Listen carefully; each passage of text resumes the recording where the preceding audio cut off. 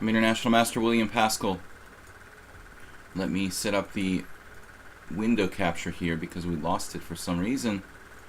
When I was previewing the stream it looked good, but the OBS does some really strange stuff. So it just randomly doesn't work sometimes for no apparent reason. Anyway, it's Wednesday, guys, so it's Weird Wednesday. I'm playing unusual openings and we're ready to get started. It is the 7th of June, Wednesday. It's just 3 days until I'm leaving for another tournament. I'm going to be playing a GM tournament at Balaton Lella. If you look in the Hungarian tournaments on chess-results.com, I was just checking it. I'm like the second lowest rated player on the list. But that starts on Sunday. So we've got today, tomorrow, and Friday to play some games here. Sort of informally prepare. World Loser is announcing what opening he's going to play in advance. I'm going to play King's Gambit. I can play King's Gambit, okay.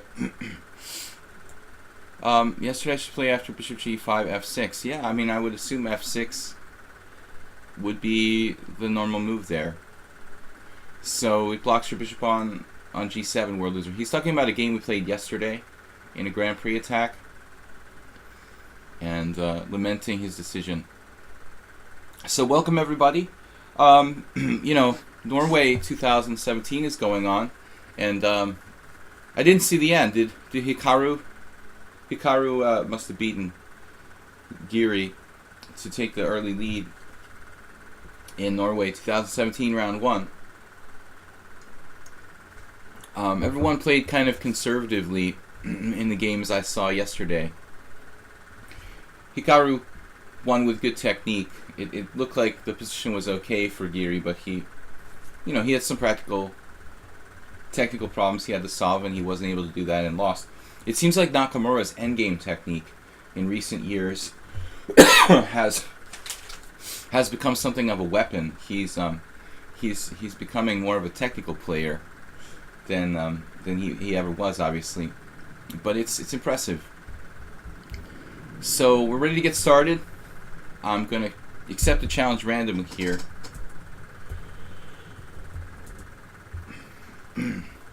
Wow, so World Loser gets lucky. Challenge 1 selected. That's the first time. World Loser gets the challenge he wanted. He was here first. He gets to play first. Do you play on other chess sites with strong players like Grandmasters? I used to play a lot on the Internet Chess Club, but recently no. I just don't have that much time to like play on multiple sites, so I'm playing pretty much exclusively here on lichess. But lichess is getting stronger. There are more and more strong players pretty much every week showing up here. So, when I started streaming last year, there were half as many title players as there are now, probably, on lichess. But ICC, like the site where I used to play a lot, has sort of died in recent years. There's still some strong players over there, but I'm kind of not interested in supporting their site. So I'm a one-site sort of player.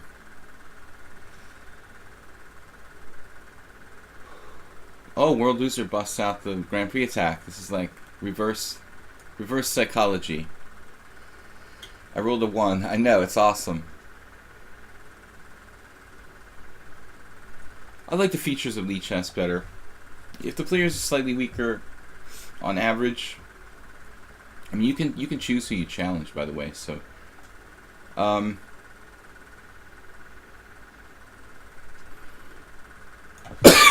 excuse me, I have issues. But World Losers move A3, something of an anomaly.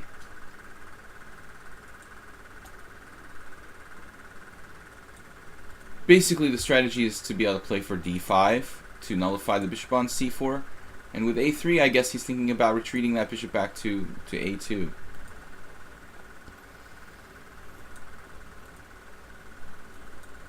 Well, I think it makes a certain amount of sense. There's a couple ways I could play here. I mean, what's his intention if I play D5? Certainly he's going to play bishop A2, right? We have a number of plans. I'm not sure which is the best. I like d4, d3, and I like takes on e4.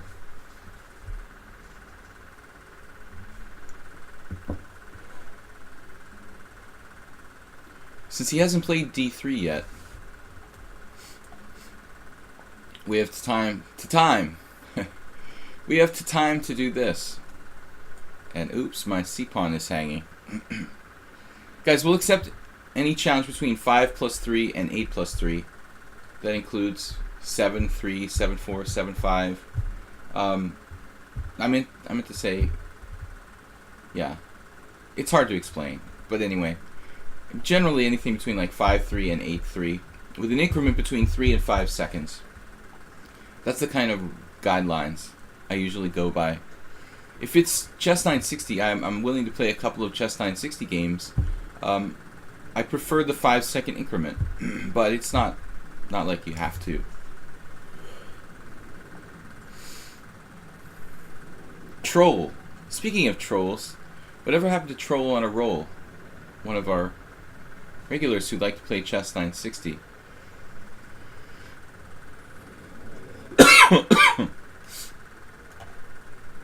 I like the structure for black. It looks like one of these bishop c4 systems, except for the fact that they play a lot. They being like, club and regular players here on lichess and other sites. I mean, bishop c4 against the Sicilian is very common. But f4, it's sort of a double-edged move. It gives him space, but it also blocks his bishop on c1. So there's some good and bad, with that move, really. Now, ironically, yesterday I played the Grand Prix attack against World Loser.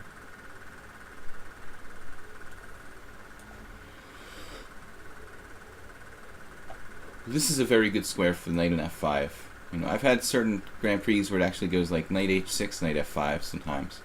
And he played g4, but, this long diagonal here, it's an issue. I think that white's got problems now. World Loser is not really... He's not really used to this setup, I think. I think he's experimenting with something new. This is Weird Wednesday, so the idea is to play stuff that you don't normally play. And that's what World Loser is doing. He's playing the Grand Prix attack, despite the fact that I don't think he ever plays... Well, he doesn't really play e4, first of all. And secondly, he probably doesn't play the Grand Prix attack, even if he did play e4. So now he has two problems. c2 and f5. We've got everything in order. Yeah, I forgot to announce that it was unusual openings today. But World Loser saved us by playing the Grand Prix attack. As long as one of us initiates kind of opening they don't normally play. I was a little bit sleepy, so I played c5 and forced World Loser to do something he doesn't know. I know it's Weird Wednesday, but he played f4, and anyway, he doesn't normally play e4, so it's a weird opening for him.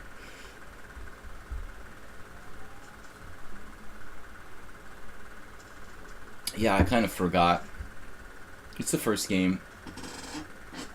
The general theme is to play stuff that we don't normally play, so not like extremely stupid openings, just variations that, or systems that we wouldn't normally play. So next game, I'm going to play something like with white, which is quite unusual. I should have played maybe already on move 1 something weird, like knight f6, or... Actually, I play a lot of hypermodern openings, so it's like better for me to go a little deeper in the opening and maybe find a kind of unusual line. Rather, the first move, I play a lot of different stuff anyway, typically here on the stream. So, anyway, it was a good warm-up. It's nice to see World Loser thinking for a change. I feel like giving him a rematch. Hey, Cosine 180, what's up? French, I could play the French defense. It is an unusual opening for me. That's not a bad idea. It's certainly not an unusual opening, but as I said yesterday, I like basically never play the French. Occasionally I've seen the rook on a1 sacrificed in the Grand Prix attack.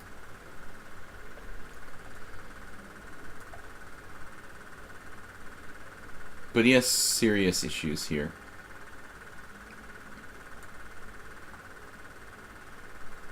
Yeah, king g1. This is only move. And now, is there any way I can rescue my guy?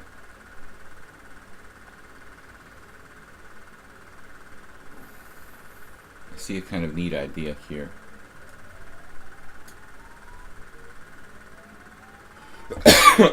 Excuse me.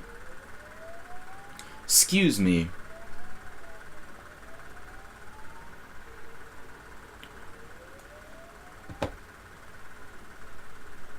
Rescue mission. I'm on a rescue mission. The insane tactics. Magically saving our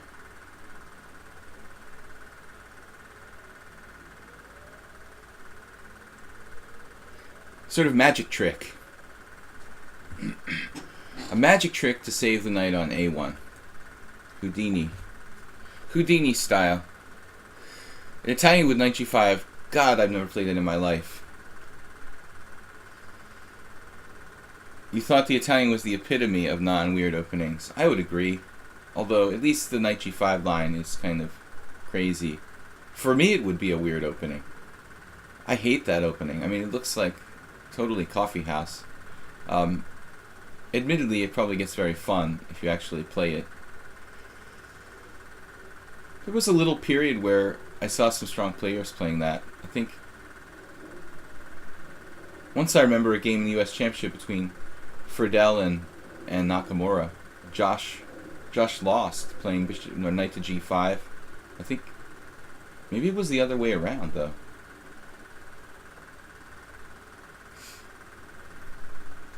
Yeah, of course it gets really irrational. This was not fair for World Loser. You know, I forced him to play. Well, I didn't force him to play knight c3. You know, by the way. I mean, he could have been waiting to play some kind of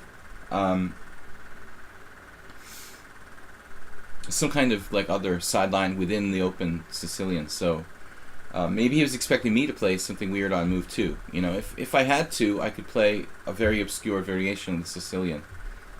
You know, I don't think this a3 move is very well known, but it's got to be a move. Now, the computer already likes black. Yeah, so here you need to play some preparatory move. I mean, in bishop a2 or d3, so that you can meet d5 with d3, or meet d5, you know, with a fluid move. I think once I get the structure, yeah, so Savchenko and Hardachai both played d takes e4. Peter Hardachai, he's an older Hungarian. I am, but he's still solid for a guy who's like probably late 60s. Yeah, black's already slightly better. Following some game, this Grandmaster Stanislav Savchenko played exactly like me. God, he's smart. He played exactly like me. And this guy Kosansky varied from World Loser. World Loser played Queen E1 and leaving the C2 square weak. So it doesn't work here. Alright, time to roll another game. We're choosing by the way, we're choosing the challenges at random, guys. This is kind of a new system, not entirely new, but we're reincorporating this idea of randomizing the challenges. So you get in the pool and you get challenged or you don't. We got number 6 now, so that's cool. Akram, the last challenger, gets to play first. Alright, it is Weird Wednesday. I'm trying to play unusual systems. Akram beat me twice. I don't remember now. What were these games like? Oh, this guy. Last time he played like God. Don't know too much about him. Alright. I'm going to play d6. Knight f3 is a very difficult move to deal with if you want to get an aggressive game and you really want to try to play for a win. But he sort of avoids the whole discussion by playing g3. I mean, not too many people are going to play g3 there against d6. I managed to beat Akram once. Oh, maybe this was the King's Indian attack guy. This was the King's Indian attack guy. Okay, so he only plays the King's Indian attack. He's like an expert in that. So my move had no effect, basically. He just plays what he's going to play, no matter what, it looks like. Alright, very well. Maybe we'll transpose to a King's Indian. I can't, though. He'll never play d4. He just plays his same setup. He did play d4. Wow. That's weird. Okay. I played d6 kind of early here.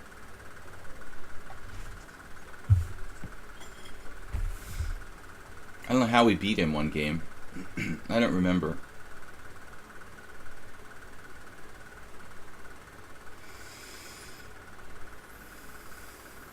I was black. I was black and I beat him once. Okay.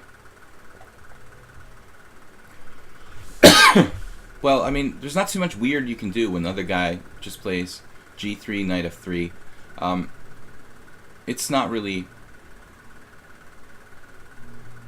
easy here, but if he plays c4, we're in a normal fianchetto King's Indian, you know, so maybe I can come up with something there. But basically, c4 is the only really theoretical move. I mean, this is just this sort of sideline that now I've got no way to play anything unusual against this. If he had played normal move, I would have been able to come up with something, but he's just playing this kind of unusual sideline with knight c3. We just probably lose a tempo here with d5. The knight's not particularly well placed on c3.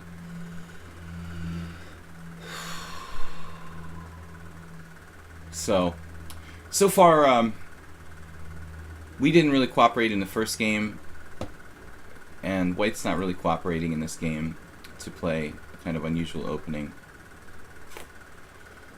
So, nothing going there. Yeah, this is all standard for white. I don't understand anything. I don't know anything about this guy, what his deal is. He's 2400 in blitz, 2275, but don't even have any info on him.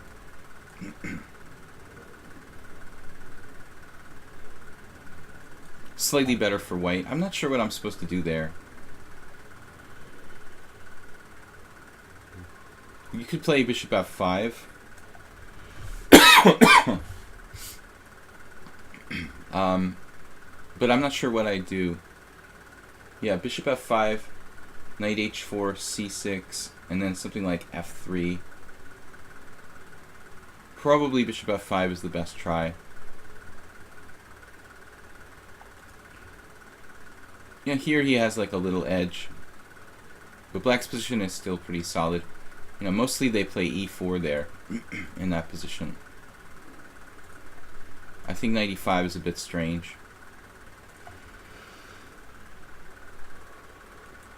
Probably not a bad move, objectively.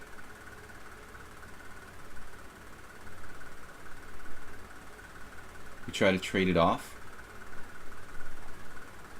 with knight d7. I could also play the other knight to d7, but that sort of undevelops, which I'm not in love with.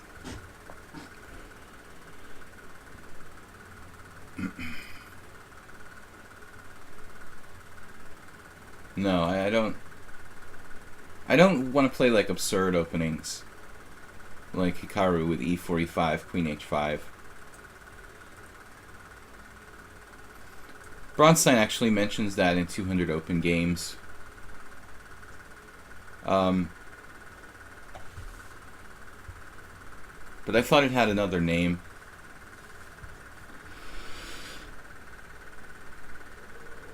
No, when I try to do this unusual opening stream, my intention is not to play like totally absurd stuff, but rather rather lines that I don't normally play, slightly unusual stuff. The King's Gambit, you know, sound but unusual openings, more or less.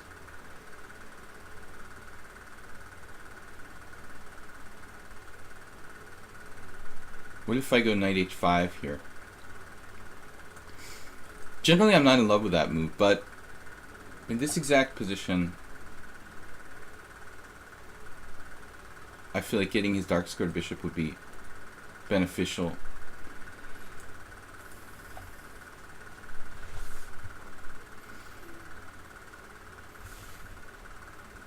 Wikipedia.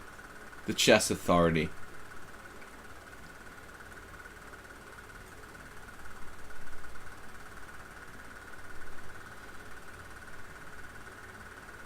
Four names. Wait a second. I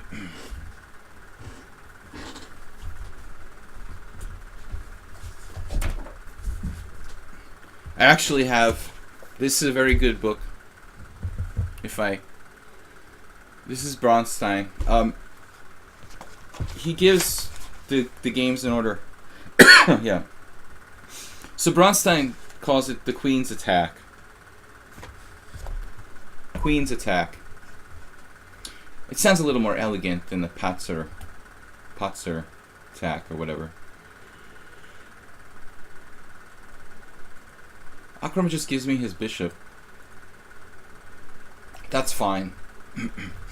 You know, he's traded a knight, bishop for knight, but it's his quote-unquote bad bishop, and it's a really close position with 16 pawns on the board, so I think it's safe to assume that my bishop pair isn't that huge of an asset here.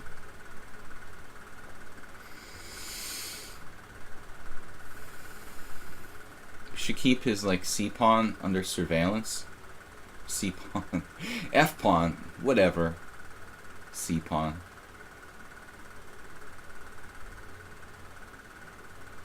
Kind of a fast time control.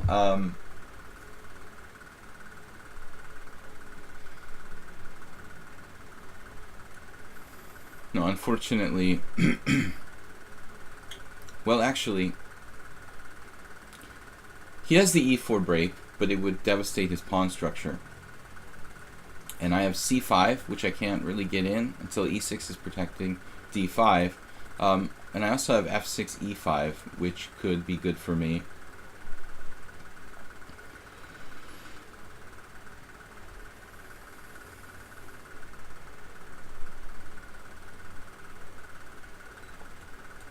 But the time is short.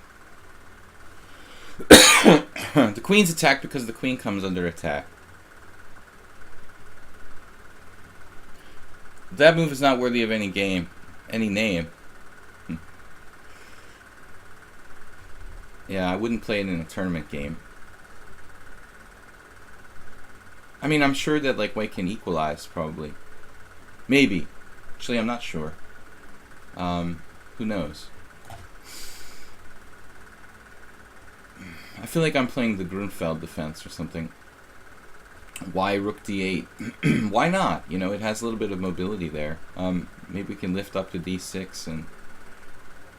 What do you think?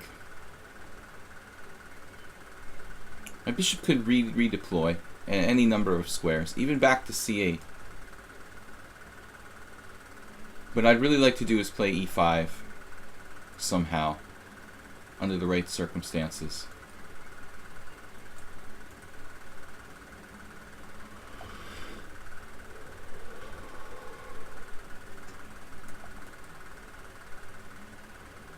I mean, I'm looking at knight a4, bishop c8, knight c5. This, we could almost call it the Rapport knight. He likes to play so many systems with the knight on c3. This Rapport setup, he can also go back here, here, here. Rogozin, Queen's Gambit. But white didn't really play the opening, let's say, incisively.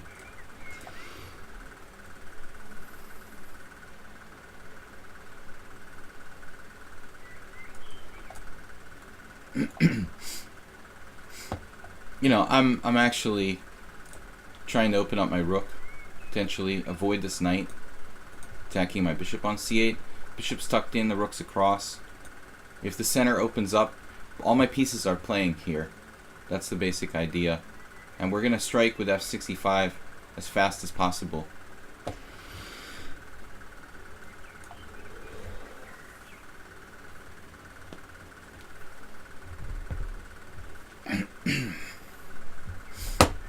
It could get kind of sharp.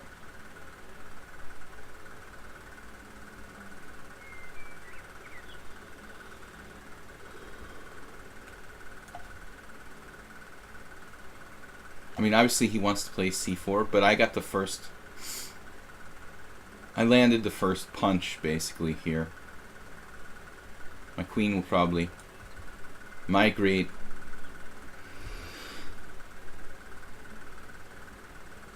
If you guys hear me deep breathing, I've got some asthmatic thing going on. So, while I don't have asthma, I do have... After I got sick, I've got some kind of like lasting cough that I can't get rid of. Should probably be taking some like steroid inhaler or something. But just try to bear with my deep breathing sounds here. F takes e5, and we're breaking the center first, where rook is well placed against the queen on d2. c4 is his intention. It is late.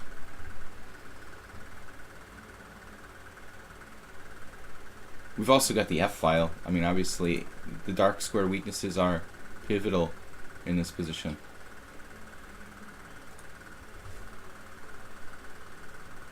Do I prefer the Sicilian knight or for dragon?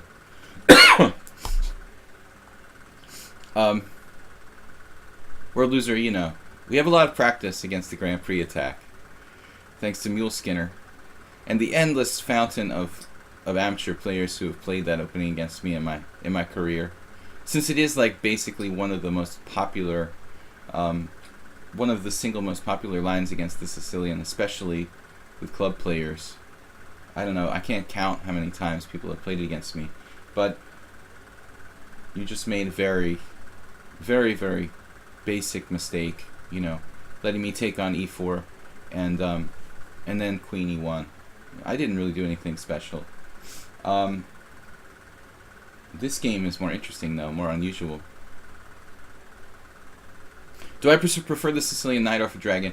I never played the Najdorf because I've told this story before. Sensible move by white, by the way, c3. I never played the Najdorf. It's kind of a matter of like anti-fashion for me. I don't like to be following fashion, and c3 is a really good move.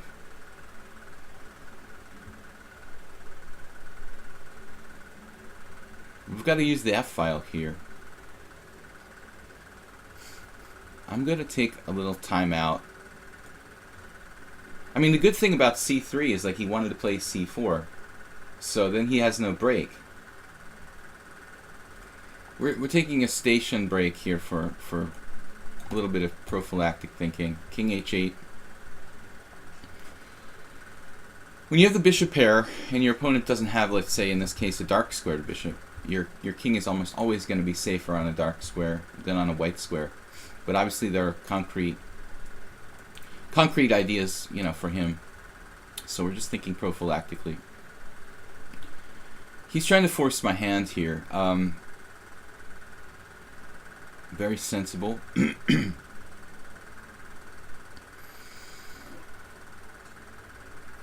Our advantage is, should we play f4? I mean e4. Probably need to play for e4. And go for some kingside, a real kingside attack. I did not anticipate knight f4. I mean, I thought he's definitely going back to c5 or something like that. He doesn't have a permanent outpost here.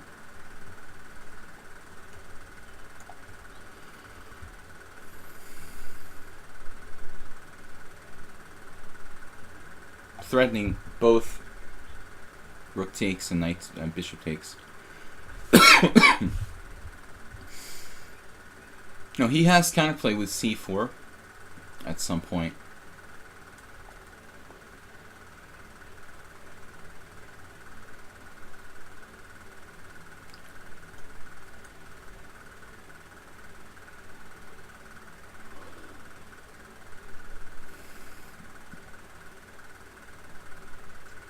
It's actually not that easy to break down.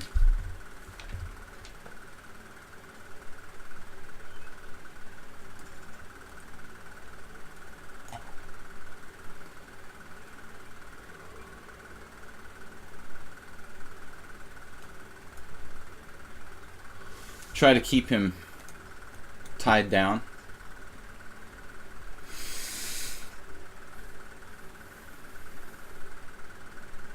No, he goes for it anyway. Alright.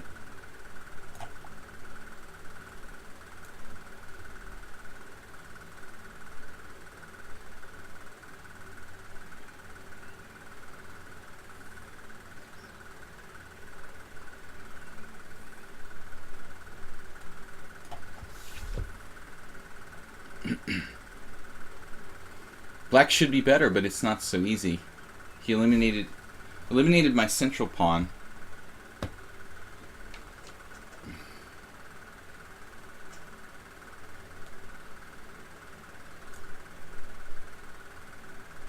Rook takes e4, bishop d5.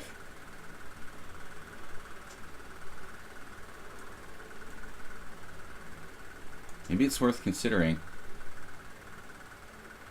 Kind of a large material investment, though.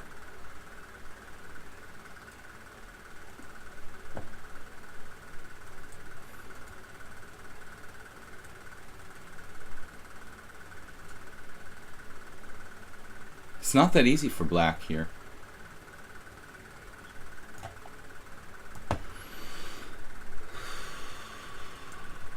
Maybe I should have sacked the exchange, but I just didn't see anything concrete there.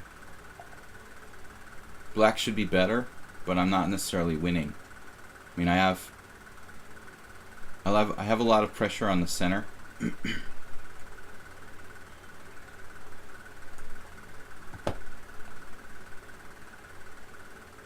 So far I've been unable to really like concretely generate anything.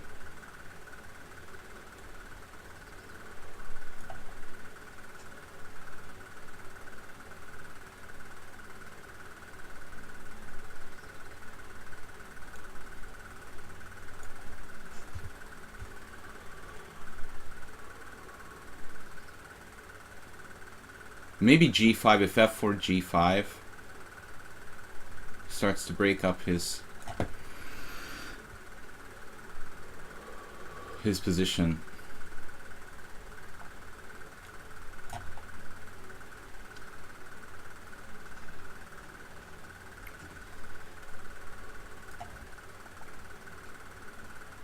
Yeah.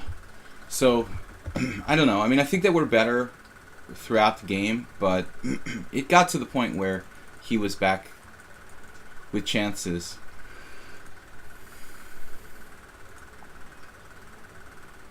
So apparently, knight e4, I was wondering about that move actually. Is a real move here. Yeah, this is unusual. I mean, most of the cases, white plays e4. You see some decent players.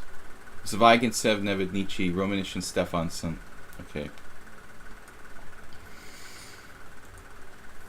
This is a new move. And here, actually I anticipated f4. That seems like best to me. But now knight h5 and... Yeah, there I expected e3, the computer said. So we just got like a very small advantage. After this, I like black a little bit. And You know, now we have like a clear advantage. But he almost got out of it. If we get back to this position at the end. Apparently I missed something here. Rook takes f2. Unable to find that in time pressure. Yeah, I'm just taking on h2. I totally missed this. Rook takes f2 and queen takes h2 check. But after missing that, he was back in the game completely. This isn't that easy, you know. And then finally f4 g5. And apparently he can hang on with f5 and sack the exchange. That's crazy. How does this work? Wow. Oh, a knight e6 at the end. And it's anybody's game now. Yeah, that's pretty cool. Totally missed it. Alright, so we're back to the next challenge. Sorry for giving you extra time. Don't worry about it. Just, as long as you don't do it repeatedly. There was one guy who did it repeatedly, and then I had to, like... What did I do? Maybe I had to... I don't remember. I had to take disciplinary action of some sort. But anyway. So challenge 3. Guys, we're accepting the challenges at random. Blue Crow, you did it again, man. How does Blue Crow... Aldisto doesn't get his challenge accepted. Well, if it goes all day, I think I'm just going to accept Aldisto's challenge, because he waited like yesterday and didn't get to play. And the random generator doesn't like him. So if I find there's... I'm going to like reserve the right to select challenges. To take executive action, basically. Because if there's someone who doesn't get their challenge accepted for days on end, yeah, I'll manually accept Aldisto. Blue Crow has rigged the system. He's the moderator, so number 3. He's always number 3. I like to play something like e4 with unusual e4 openings. Let's see what we can get. I don't know what he's gonna play.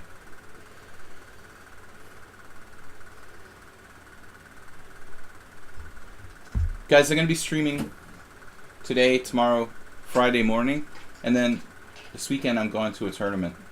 It's a long, like, 9-day event, so 1 round a day. I miss the days of US Swiss system tournaments with 2 rounds a day. But I don't know, now I'm so old that I don't know if I could handle it. I'm just kidding, but you have to get used to it. It's kind of luxurious playing this 1 round a day. Now, Blue Crow beat me to the punch by playing the Nimzovich, which I occasionally play myself. I've never really played it against strong players. Once I played it against Grandmaster Tibor Fogarashi, and I lost. But I think he's the only title player I've ever played e4 knight c6 against. I don't know if before I played bishop b5 against Blue Crow, I played it against somebody. I also played it against Tony Miles, and I played it against John Curdo, who's a legendary New England master. Both my games with Curdo and Miles were drawn. e5, but anyway. Speaking of Miles, he liked to play this for black. This went through like a kind of little trendy period like 20 years ago. My friend Jorge Samor Hasbun was playing this with black for a while. One of the strongest players I know who never got the GM title. He's like a legendary blitz player, almost as strong as Hikaru in blitz.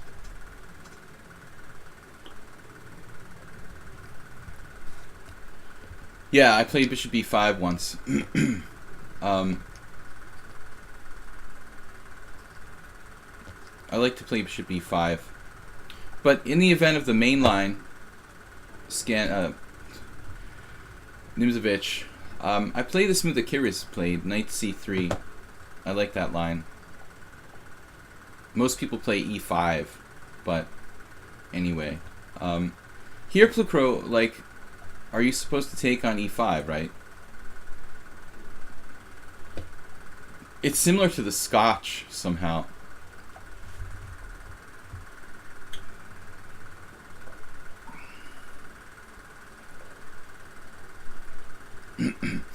Now it's not possible to play bishop c4. Maybe the, what's it called? The queen's attack makes some sense here. What do you guys think about that? Holding on to my pawn. No, but seriously. Bishop c4 is no good because of knight takes e5. Bishop takes f7, knight takes f7. Yeah, I mean, I don't know. f4 is kind of critical, one might say. f4, bishop takes g1, rook takes g1, queen h4 check. g3, queen takes h2 with a good game for white, I would think. The last, yeah, I mean, that's, though there are some weak squares in my position on the white squares.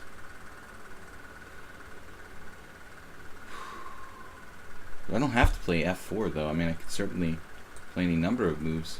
I mean, knight f3 is perfectly okay. Everything's okay. Knight c3, knight takes e5, f4. That looks interesting as well. I guess it's kind of a cheapo, like he's trying to play queen h4.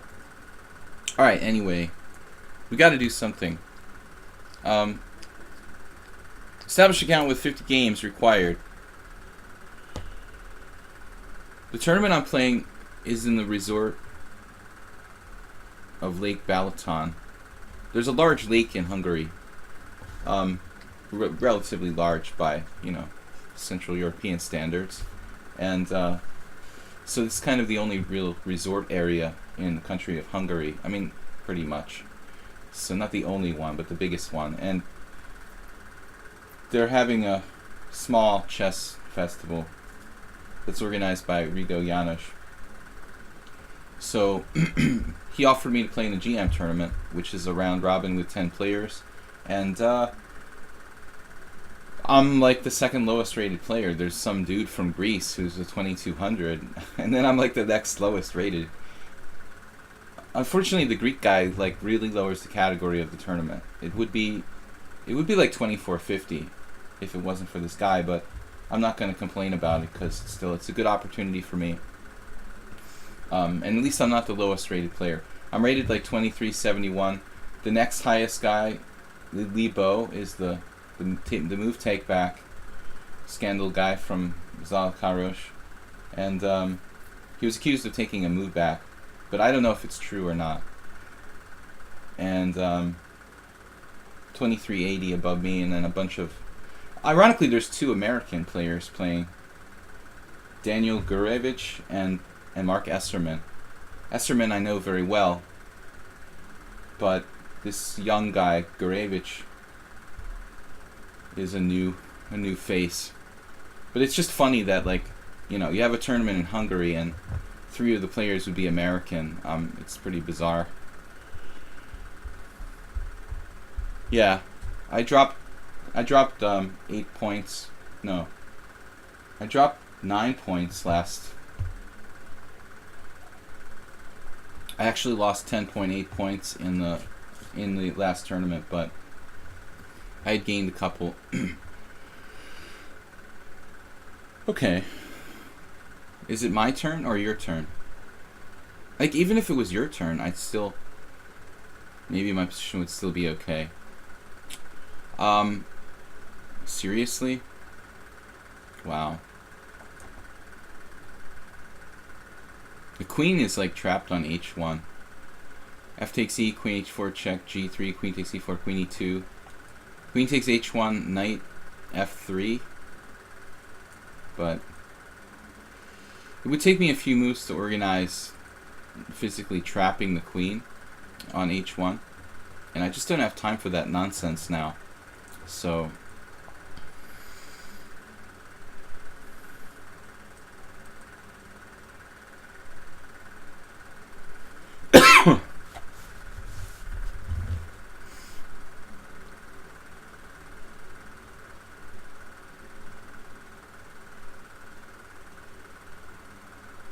Knight f3, knight g4 is another strange line.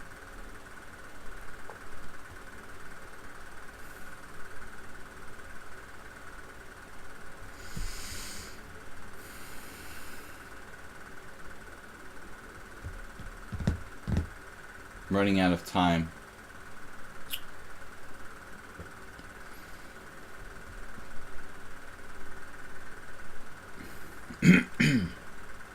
Alright, I'm just gonna make a weird move here because I'm about to flag and I couldn't find anything I was convinced by. Probably I was like winning by force somehow. Queen d5. Just occurred to me now to maybe play queen d5 straight away. What does he do after that? Just, that's what happens with your master's intuition, you know. These things just click like in the last moment. It probably just wins a piece if I play queen d5. It's like when you always see that you dropped a piece, like the instant you touch the piece. Like in this case, I see the winning move, like the instant I made my move. I don't think this is a trustworthy setup for you, Blue Crow. But anyway, I mean, I like this too. It's not quite as good as winning a piece, but you have no bishop pair. Your knight is attacked. You have no counterplay. It's good. It looks good for me. Good. It's all good. He's certainly not losing by force.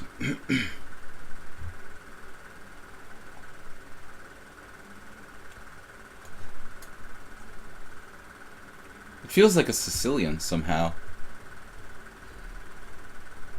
Bishop g1 and queen h5 wins a pawn. Oh, h5, that's a pretty cool move. I like that move. Oh, I was so hoping for knight f6 g4, and you preempted me.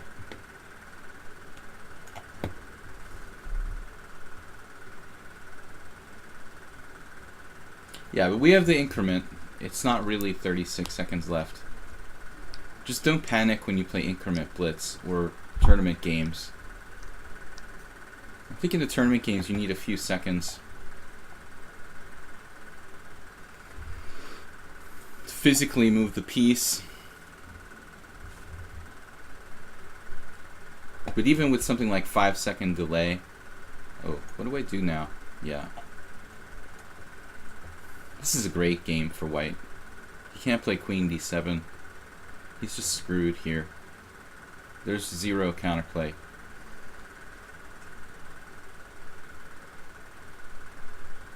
It's like... sorry.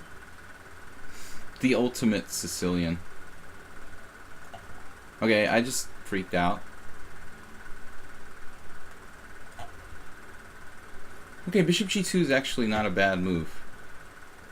I sort of made this move instantly.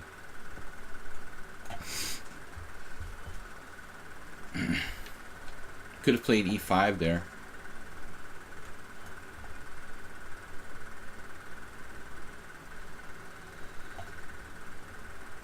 Oh no.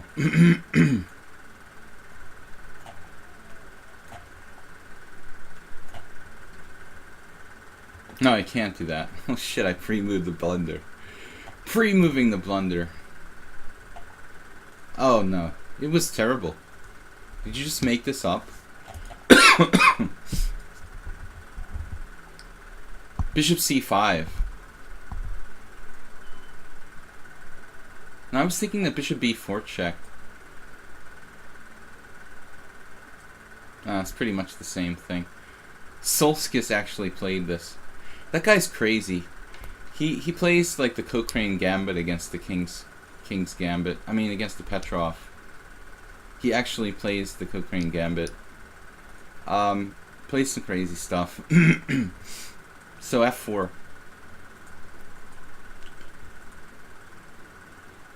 There's an actual game here where white played knight f3. There's nothing wrong with knight f3. So I thought knight takes e5. Wow, this move is the winning move. Queen h5. Yeah, I said queen d5.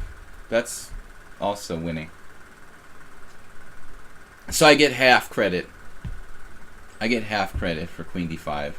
Like seeing it at the last minute. I should have seen it right away. Because it's such a standard theme in these classical Roy Lopez type of positions with bishop on c5. It's very, very standard. You know, there's often like bishop takes f7 check, queen d5 check. I'll just show you guys. Can I enter the moose here? No. Yeah, I had a game with Jared Bryan once where it was like, how did he do this? No,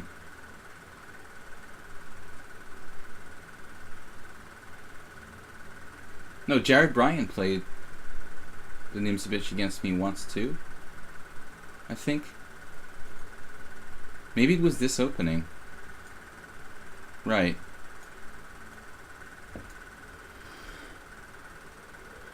What am I talking about?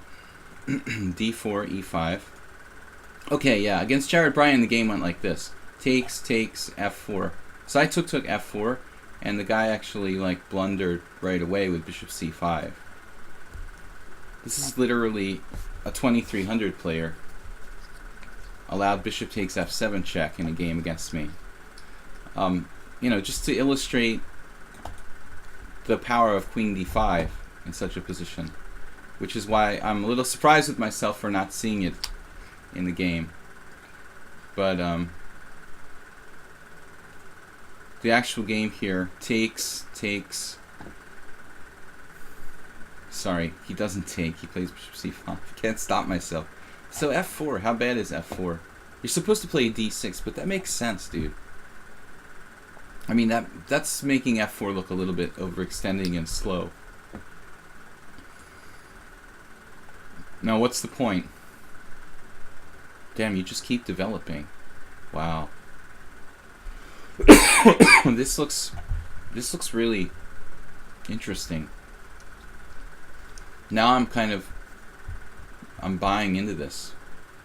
Knight f6. And if e5, I'm just massively overextended.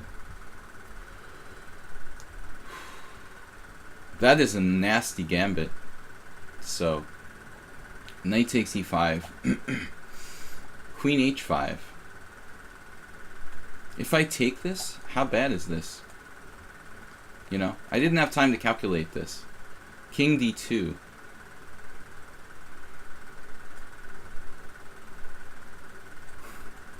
Not something I'd want to like really play around with, but I guess g3 just loses. Is it clear? Check. Queen e2. This is the variation I was looking at. And his queen is like trapped. There's nothing I can do. This is actually really strong. b6, maybe a5, bishop a6 or something. Or even just bishop a6. Yeah, take this knight on f3. Alright guys, let's get back to more games here. The Crow is spamming the chat. d6 is good. It looks like it refutes f4. I thought I had a little bit of leeway there, but I guess not. What? We got 5 challengers. It's Weird Wednesday, so we're trying to play unusual openings. Guys, also check out my YouTube channel, Video Chess Training on YouTube. Every Friday or so, I try to add a new video over there. I've got 5 challengers. We're going to pick one at random. Number 3 again. Sleepy Mario. First I'm going to play Aldous, though, okay, because he's been waiting since yesterday. Then Sleepy Mario will be the next one. And then we'll move on with a random challenge. If you guys don't get a challenge in, I will make an exception. Like in this case, Aldous didn't get to play yesterday. It seemed like the gods have conspired against him. I don't remember, like, if I played knight f6, this Alekhine's defense against Aldous. I always play c5 against him, which is my main opening, but just for some fun. I like to play the Alekhines defense in general. Now we could certainly play e5 here. I mean, what's the deal with that, by the way? e5. Why don't we just play e5? Punish this d3. What do you call this anyway? It's basically like a reversed Philidor. I mean, in my humble opinion, you know, you've got to play e5 against the Alekhines defense to get any advantage. Other people, like knight c3, probably already like you forfeit your opening edge.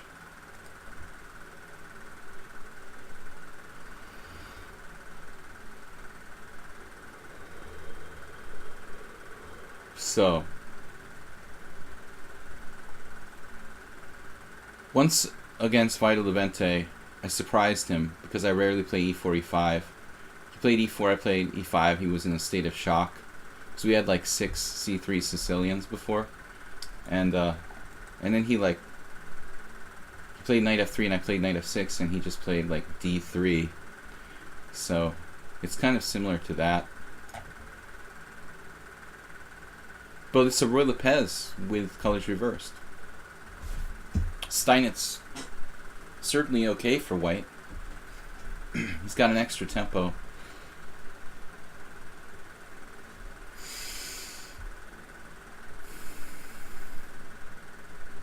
One of the interesting variations I've looked at somewhere along my travels was f4 here.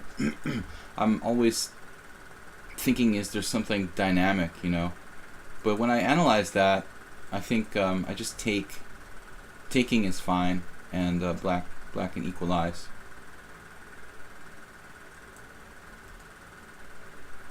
d5 in this position, or do we want to just play solidly?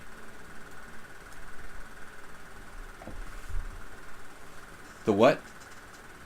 Is he going for the Hustler's KIA, the one with knight c3, knight ge2, b3, bishop g2, f4? What is that?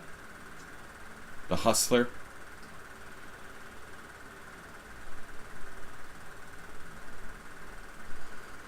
Strange that he was playing with an amazing tactic like the engine.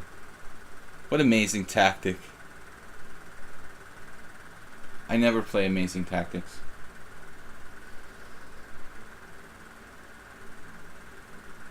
I don't know, like I saw queen d5.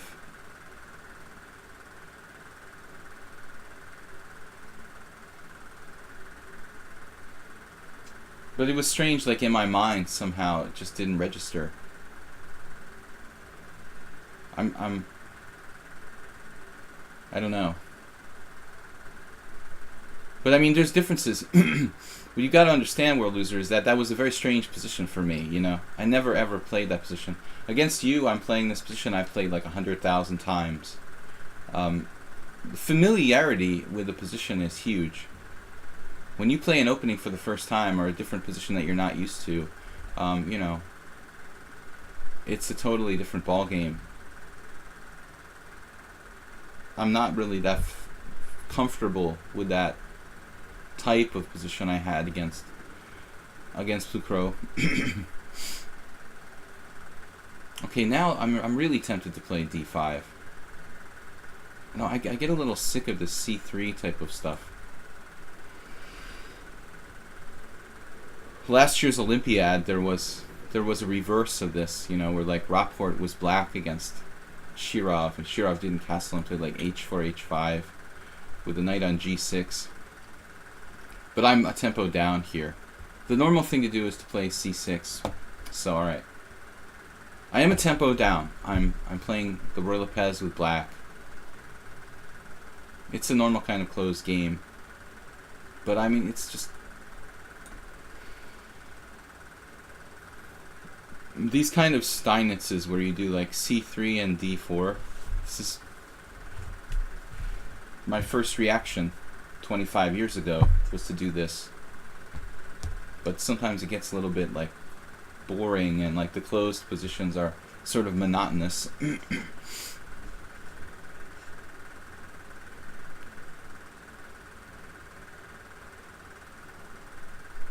So he has two potential plans. I mean, knight g3, or maybe g3 here, since he has a tempo up off of like normal lines.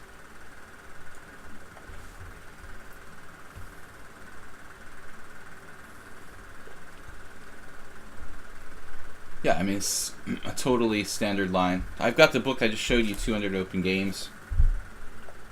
If you look in there, Bronstein only talks about e4, e5 games. That's the point of the book. It's only e4, e5, and I highly recommend it. It's an entertaining collection of like briefly analyzed games by one of the best players in the world in the previous century. But he does go into some games. There's some games of this exact variation, in fact. At least one very famous game where black is playing the setup that Aldisto has here. Not an official name, but some tricksters play these kind of systems. What exact system were you talking about? With knight c3, knight ge2, b3? That's strange, though. Knight c3, knight ge2, and b3? Uh-huh. So you're not playing d3. Is that what you're saying?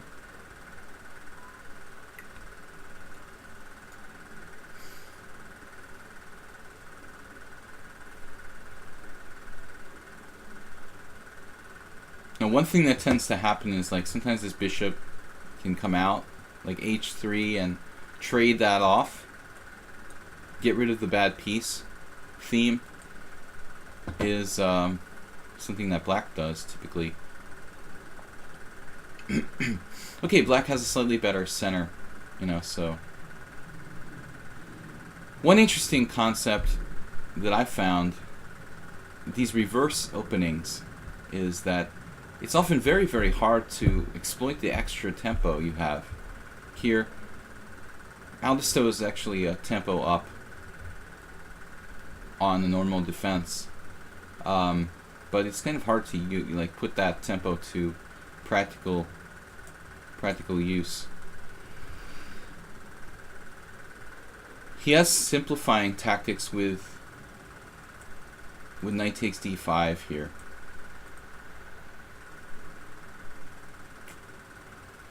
If I were to just pass, he might have knight takes d5, knight takes d5, bishop takes b4. Or knight takes d5, knight takes d5, pawn takes d5. Does that make sense? Knight takes d5, knight takes d5, pawn takes d5, bishop takes d2, trading pieces. Although that's not really white's goal in life, is it? Alright, let's, am I going to have problems with the pin here if I play knight a6? I don't love h6 because it weakens my king side. Maybe we should play d4 and close the center. It's kind of a standard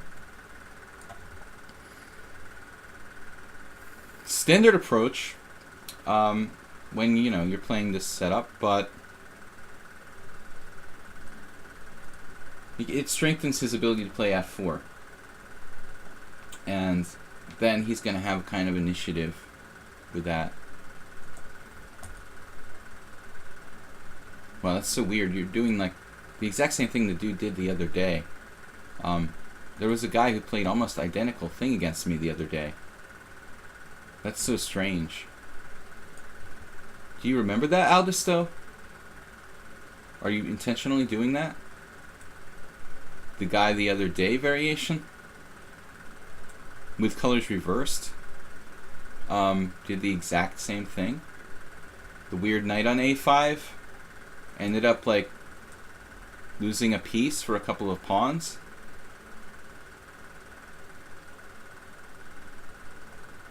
I'm sure that Plucro remembers.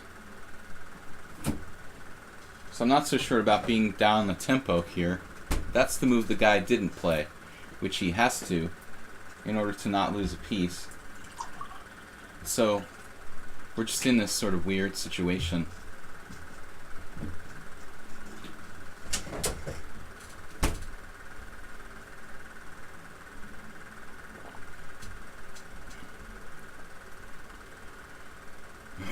Weird situations.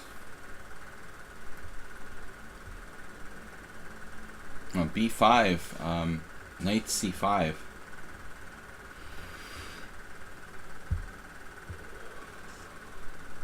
No, I could see this maybe being good for white. If he can make that knight on a4, well, make it work somehow. Maybe he doesn't need to. Maybe his position is just okay.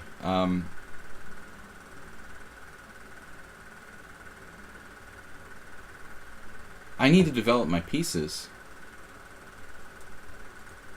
And knight d7 walks into knight f5, which is starting to be kind of irritating.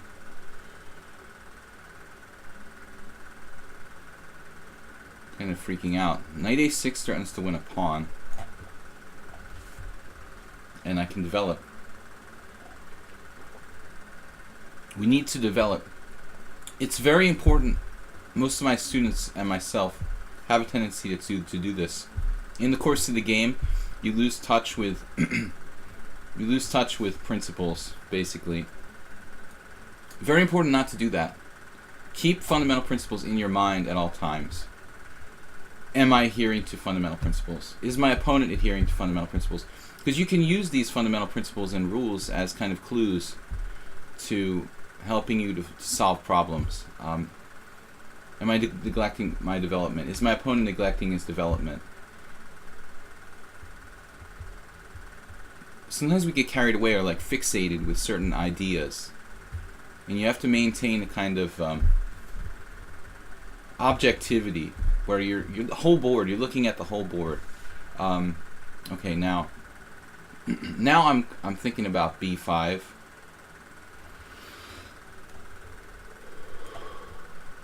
Playing against pieces. And this is a critical moment now. I think if I let him play f5, it's just too much space. Plus we're trading fundamentally his better bishop, my worse bishop. Got the key square e5.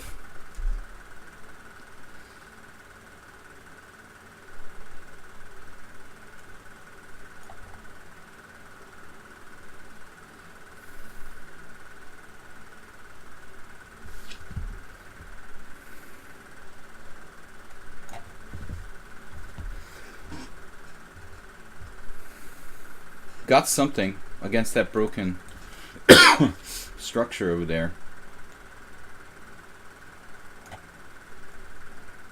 Darn. Not what I had intended, but he was threatening to take on a5.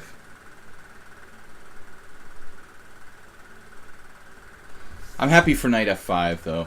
I mean, I think that simplifies the game in my favor a little bit.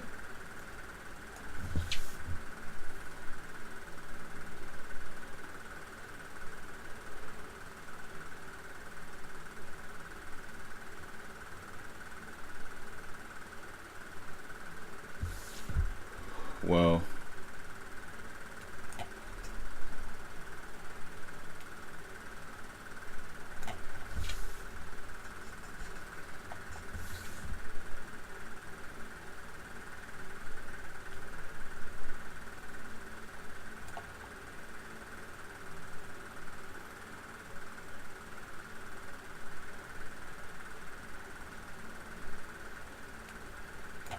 And he's fast.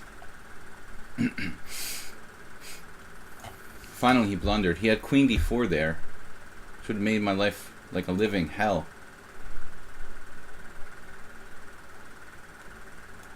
Now it's just terrible for white.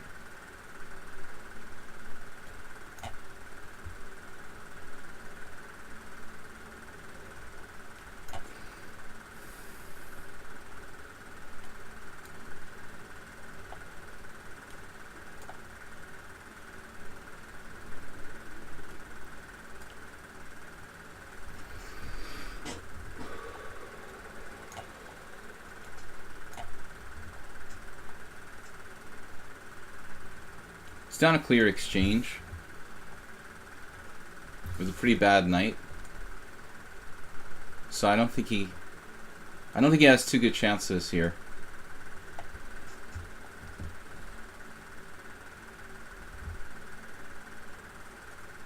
Let's take a brief look at this.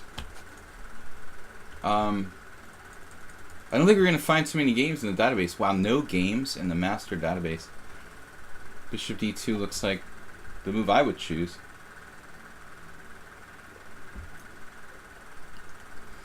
Dabo Parenic. I know that guy. I played some blitz with him once. Alright. I mean, I like the way that White played the opening stage. It's fine. This is just a reverse. I'm surprised how big Black's advantage. How big the computer think Black's has got the advantage here. Black.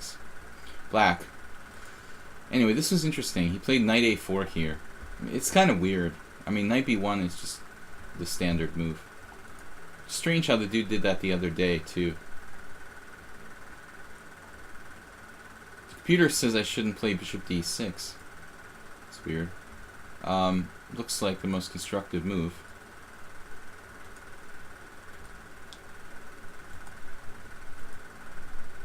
We played this pretty well.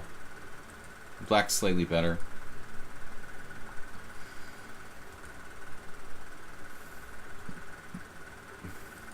He should have played queen d2 not to allow me to play a5 there.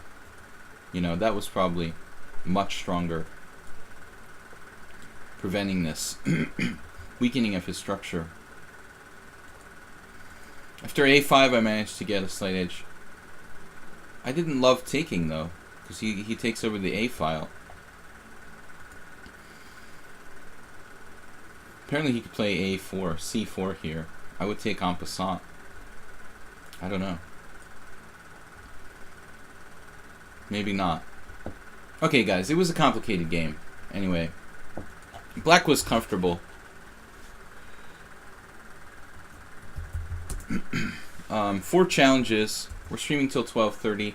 Got more than an hour left. Number 2.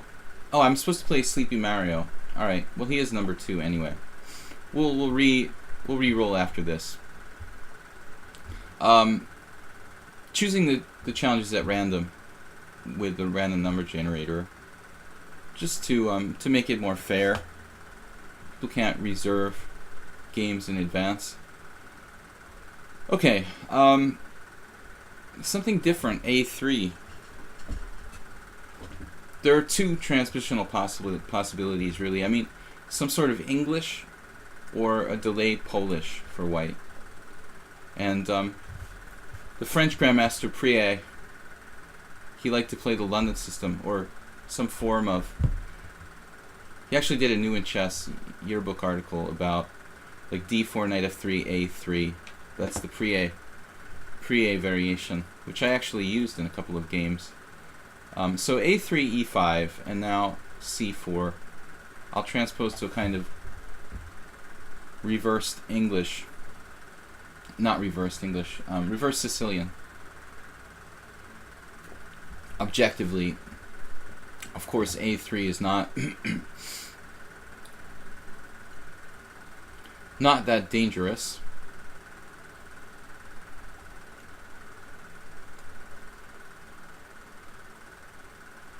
I don't think I've ever played this exact position before. But he's not biting. Sleepy Mario doesn't want to play e4. There's some interesting possibilities here. Maybe d4. Problem with d4, pawn takes pawn. Knight takes pawn, d5 should equalize for Black.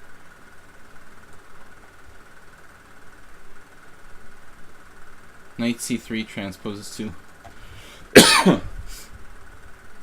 to O'Kelly variation with colors reversed.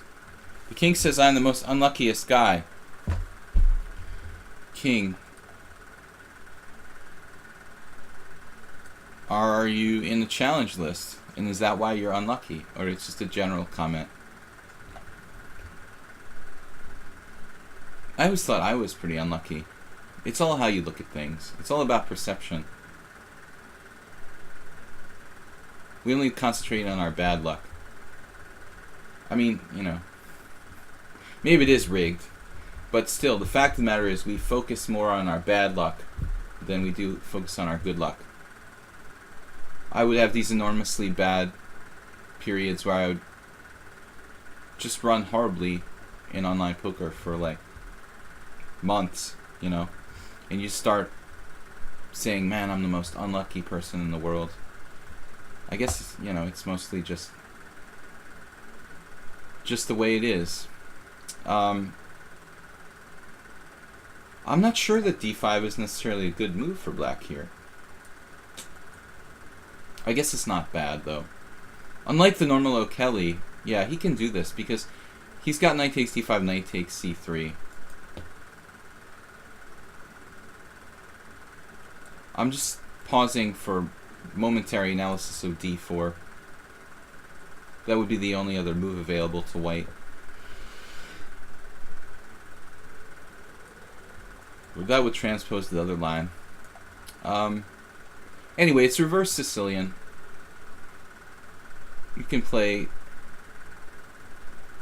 e4 here, or e3.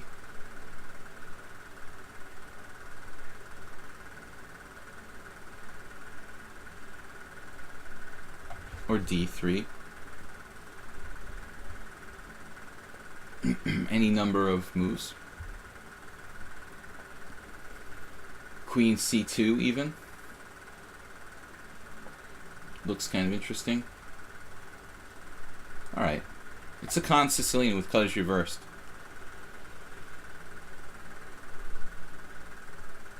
It's random. However, you can run into situations where bots are colluding or players are colluding, of course. Or the site is colluding against everybody with a very deeply,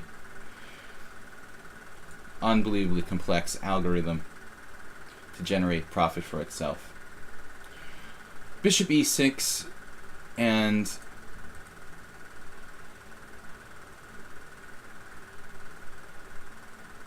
that's a good move. We're basically playing an English attack type of setup now, where he's got tempo down, which should be relevant. I mean, I could go into a kind of Scheveningen that I played 1,100,000 times with colors reversed. Although I don't like my queen on c2. It's not... If I play an English attack type position, if you guys know what that is, the queen on c2 is kind of a passive move in the English attack. So I don't think I want to let him get into like a standard English attack type position. He can't really, though. What's he going to do? Like, does he have time as black to play something? Wow, g5. g5 is totally crazy. Probably just bad.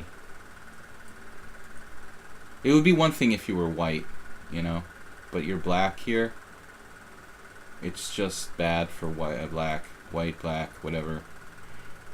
I think this is just bad for black. I mean, do I have a problem? Do you have a problem? Bishop b5.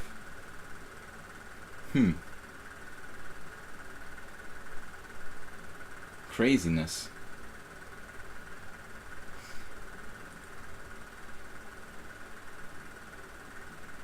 Bishop b5, f6 would be forced. And then I wanted to play d4, but g4. And,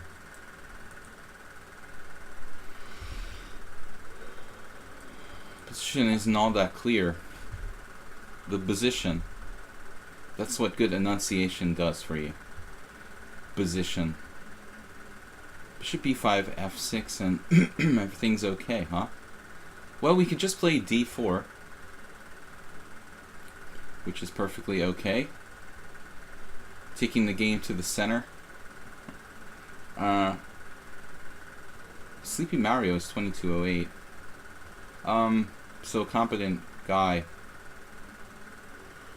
Yeah, bishop b5, f6 is a real reverse Sicilian.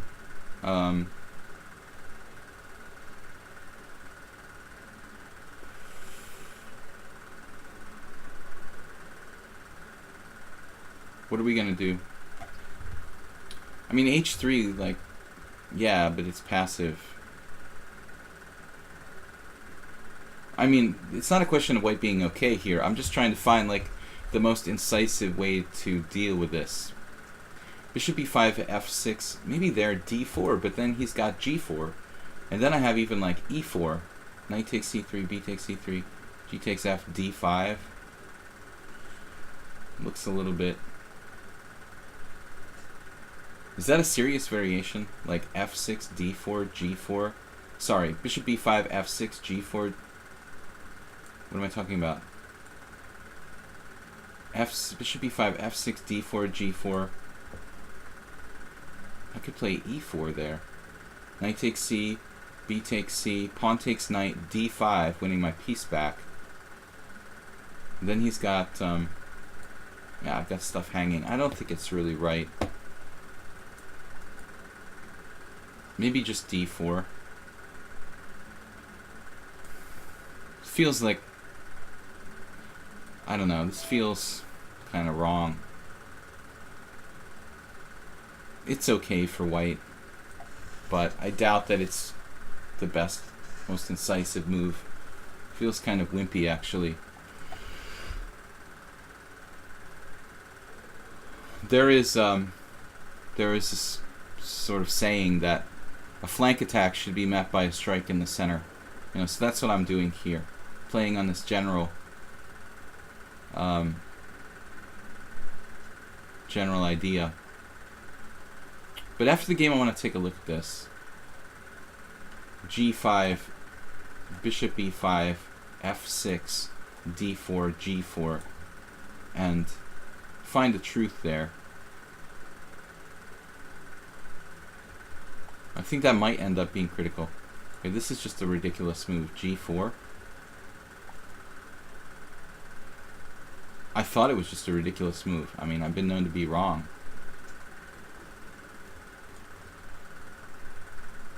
Ridiculous because he has simple solution here. I mean, he should just like take on d4.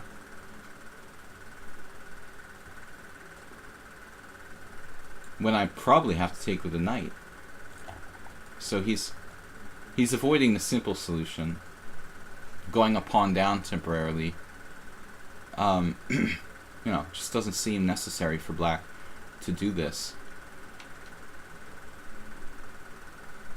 He had a perfectly simple way to play with pawn takes pawn, which was my only fear.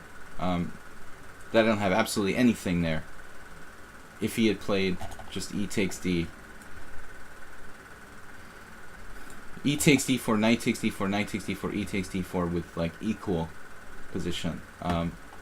Now it's complicated, and I think white's better. I have a massive pawn phalanx on the king side. It's going to be pretty hard for him to attack my king with that kind of pawn protection if I end up castling king side. Okay, now very key situation here. We might have to give the pawn back, which is fine. I'm not a greedy person.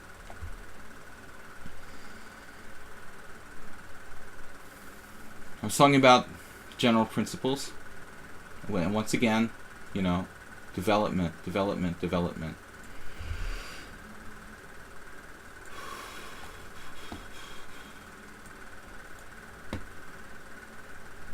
Running out of time can be a problem, but I'm not going to panic. I don't want to help him develop his pieces. I'm going to give him the pawn back rather than play some weird position with queen e4, which I could be materialistic. Rather than that, I'm going to develop the rest of my pieces. It's a matter of taste. There are people who are very strong players who are materialistic, and it works for them, but I, you know, would prefer not to be. Now he's got some stuff.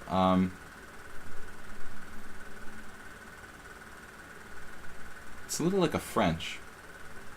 Bishop c4, knight takes e3.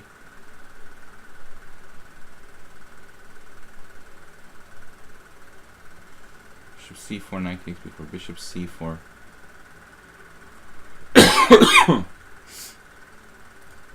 Does this work?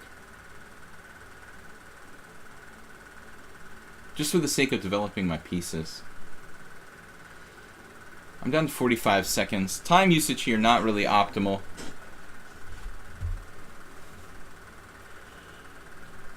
I have no idea where your bishop should go. I had lots of choices. I mean, you could pick any of these 3 squares for the bishop. But I started to be a little concerned, you know, that black can maybe play like queen h4 and induce me to weaken myself. I don't know why I chose bishop c4. I'm getting a little low on time, but probably this is the correct square. In retrospect, I think I should play bishop d3. I'm not sure I'm really threatening anything. No, like taking on h7 doesn't look like a really dynamic possibility for white. I guess this is kind of a cheapo for me. Trying to get him to sort of try some tactic that backfires. I'm also hoping that there's a saying, you know, about the Sicilian that when white's attack doesn't succeed, like the endgame is usually lost for him. I mean, his king is not clear where it's going. He's opened up his position really wide, and at the end of the day, in an ending or something, I mean, I'm going to be a lot more compact than black, so he could lose because he's overextended. If we trade pieces into like a, let's say a heavy piece ending, maybe white will be better because my pawns are more compact.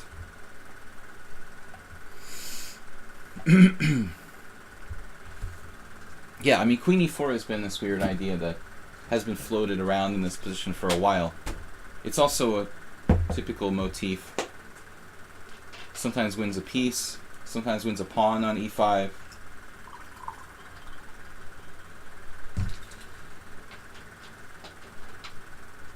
It's kind of like one of these queen c7 Sicilians. Polgar Udit used to play that. e4, c5, knight f3, e6, d4, c takes d4, knight takes d4. You can play like knight c6, knight c3, queen c7 right away. Sergei Movsesian plays that too. It's kind of like Paulson. Or even without e6, sorry. Like, you can do it without e6, just knight c6 and just queen c7. I play like queen c7 sometimes with black on move 2. The Quinteros variation, but it's not really correct. There are ways for white to get a better game there, probably. We've got very few viewers this week. I guess because of the summer. Yeah, c6 is just totally good move.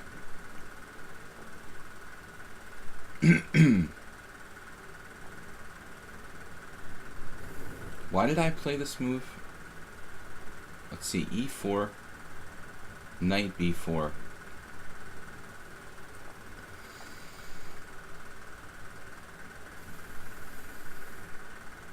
Oh my god. Alright, I'm just gonna go a tempo down. Screw it. I put the bishop on the wrong square. Gave him a free move. I'm about to lose on time. I admit I put my bishop on the wrong square. I'm a bigger man for admitting my mistake. I gave him a useful move. But I just have too many issues with that hanging bishop on c4. I take it all back. I'm about to lose on time. So forget about castling kingside after h5.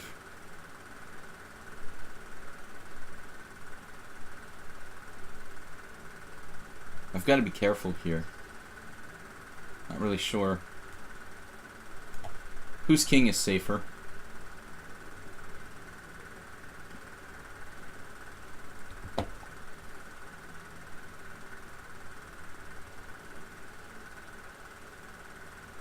He's played this perfectly. I mean, black's probably better.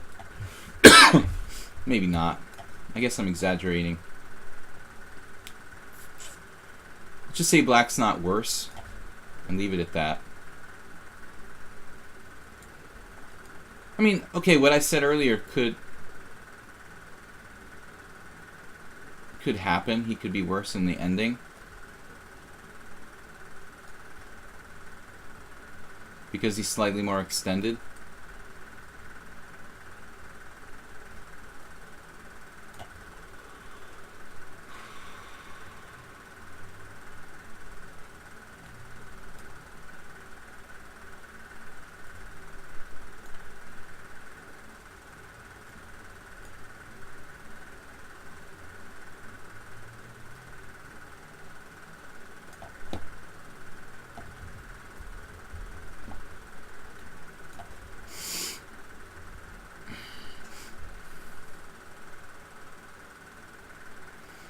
I've got most of my pawns fixed on the wrong color, which I'm not real thrilled about.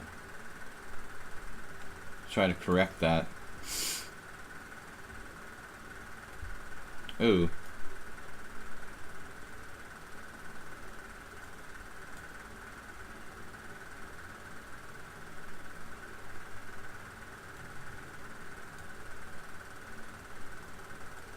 Alright, I mean, this is equal. Maybe black's even a tiny bit better here. He could theoretically stand slightly better. I have to be careful.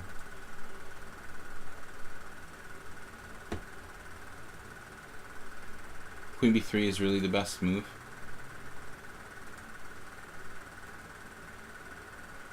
Yeah, so he's a tiny bit better here. Because I can't play b3 without letting his queen into a3. So I wasted a massive tempo in that game with that awful move bishop c4. The original bishop c4.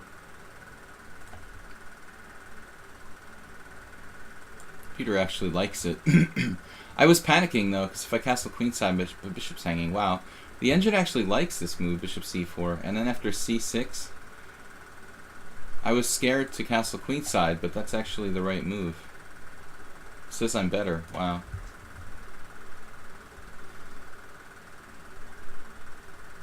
I looked at knight b4 and I started to freak out.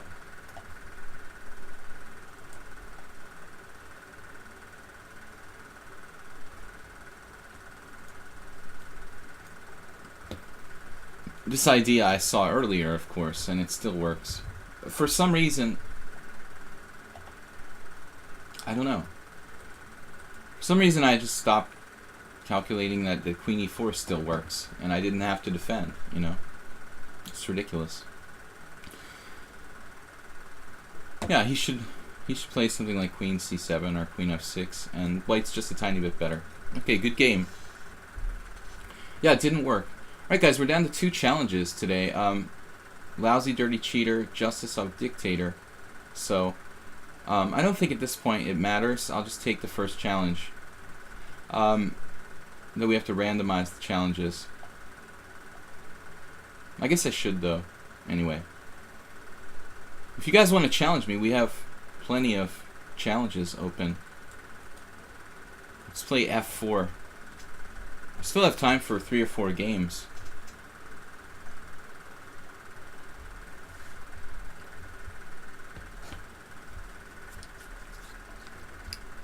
International Master William Paschall, we're playing Blitz and Classical Chess here with unusual openings on lichess.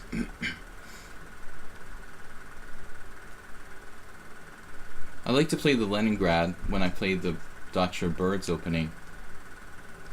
It feels more like a King's Indian, and that's something that I'm very familiar with.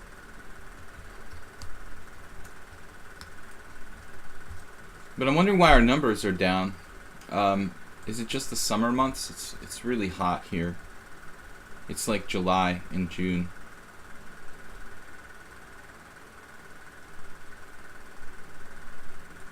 My weekly poker game died because there's not enough people to play.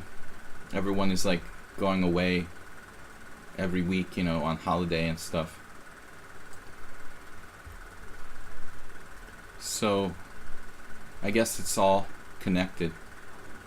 I think last year I wasn't really paying attention to the Twitch numbers too much.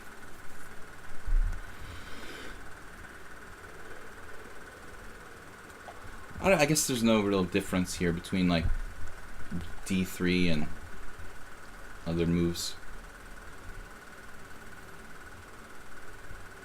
This might be an important position though.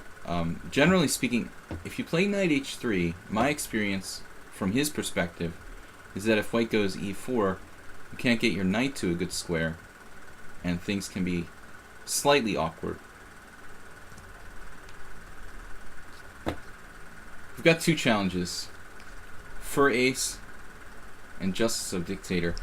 I said last time I shouldn't do the random acceptance with just two players left, but maybe we should anyway, just to maintain a fair balance. Guys, there's a major tournament going on in Tromsø, not Tromsø, but in Norway, Stavanger. Magnus Carlsen and company. I think Hikaru won yesterday. Wesley So's endgame technique wasn't up to snuff. Not Wesley So, excuse me. Anish Giri. I'm sorry. I'm on another page. Poor Wesley. I'm falsely accusing him of having bad endgame technique, but it was Anish Giri. But Hikaru is starting to become like an endgame grinder. I liked his old wild style better, but alright. Slightly questionable knight on h6, but still.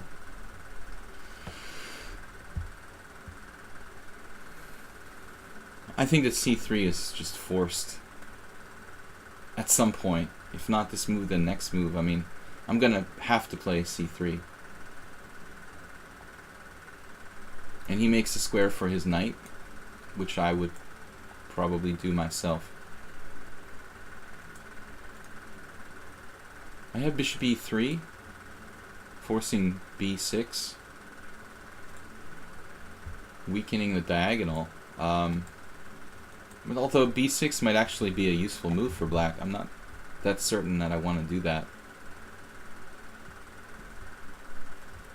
So maybe we'll just play knight a3 first, which is more of a flexible move. If we look at this position from a strategic angle, it's a little bit like a King's Indian, which I mentioned earlier.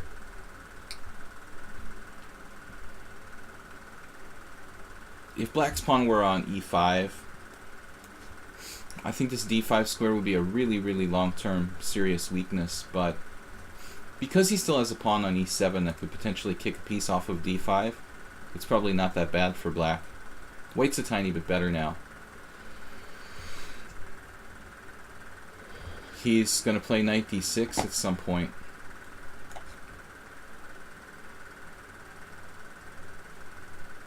White has a sort of tiny edge here. Forcing b6, weakening his structure. Then what do? I don't know. The truth of the position is it's fairly equal. I don't think that white has a significant advantage. I have a sort of token advantage here. Guys, feel free to join in the Twitch chat and contribute to the discussion. Any interesting comments on the tournament in Norway yesterday? I didn't see an interesting game. I thought the games were kind of, which is not unusual for the first round of a big tournament like that. I think I didn't see anything really happening that was really exciting. Some stuff going on. Kramnik had a big advantage against Karyakin. A really big advantage. Like after 17 moves, according to the engine, he was almost winning. He had like a 1.3 pawn, centipawn advantage. I mean, that's, for that level, dude, what's going on here? c5 is just hanging. Alright. I can't trade, though. That's a bad trade for me. Now. Yesterday, Lousy Dirty Cheater played a nice game against me. Incisive move at one moment. Wait a minute. That was a different game. It wasn't Lousy Dirty Cheater. This is an excellent move, by the way. That's what I was going to get to. Bishop g4. I knew he was going to play this. But I was confusing him with a different opponent from yesterday. This is a very incisive move. There's no danger of his bishop getting trapped with f5. That would happen sometimes if the pawn were on f7. I would have the threat of f5, g takes f, h3, bishop h5, g4 trapping his bishop. But it's funny that here, his bishop can actually drop back from h5 to f7, so he doesn't have this. He doesn't have to worry about me trapping his bishop. And bishop g4, an excellent move. I don't know who this player is. He's pretty new to our stream, but although he's lost his games, he's shown some ability to play quite well. I think I'm going to refresh my stream because I'm not seeing anything. Yeah, we've got a problem. Sometimes you have to just refresh the Twitch stream. It sort of freezes. Twitch is kind of buggy, but I still like it.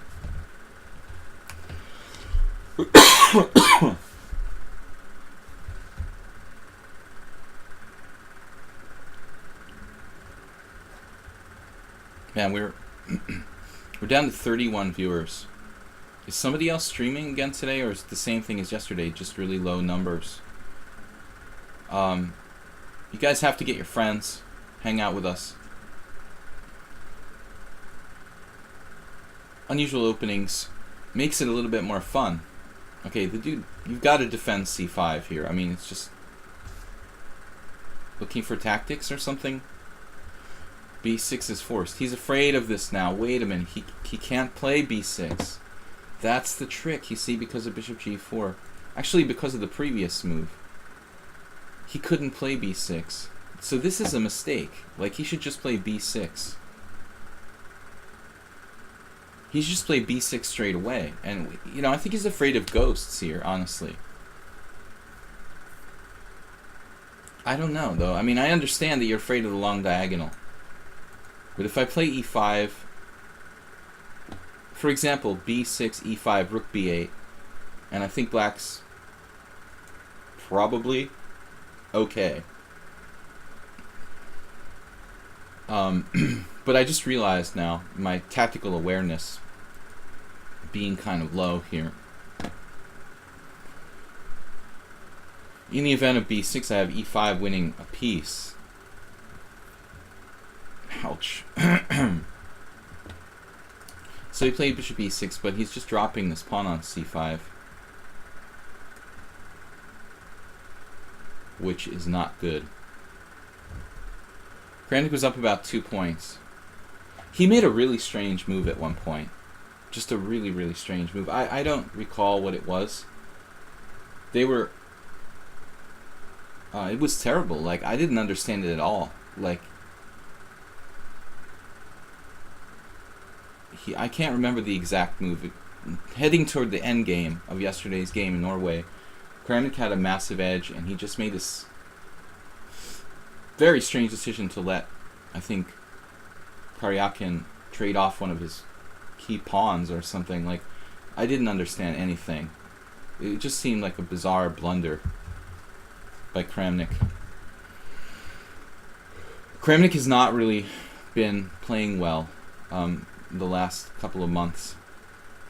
Last year he was just great, so I don't know what's going on with him. We all have our periods when we're not on form, we're in form.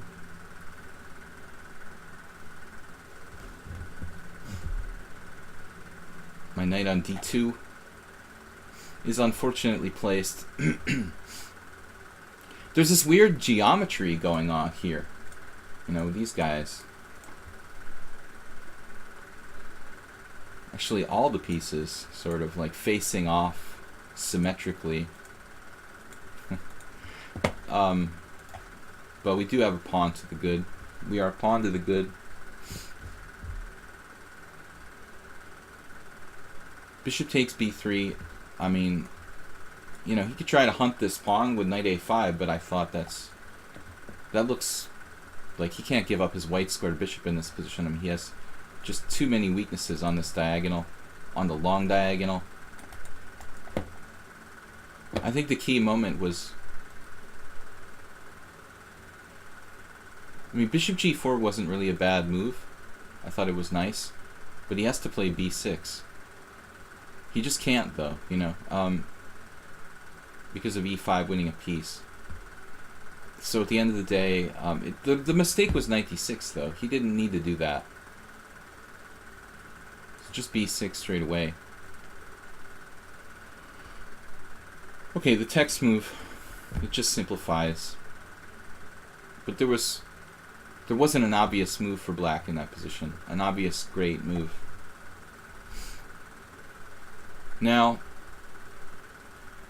he might be setting up like a rook penetration to the 7th rank. So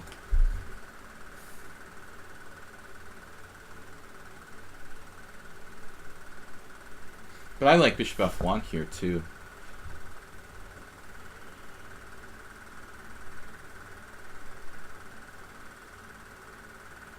We have that at any time, I guess.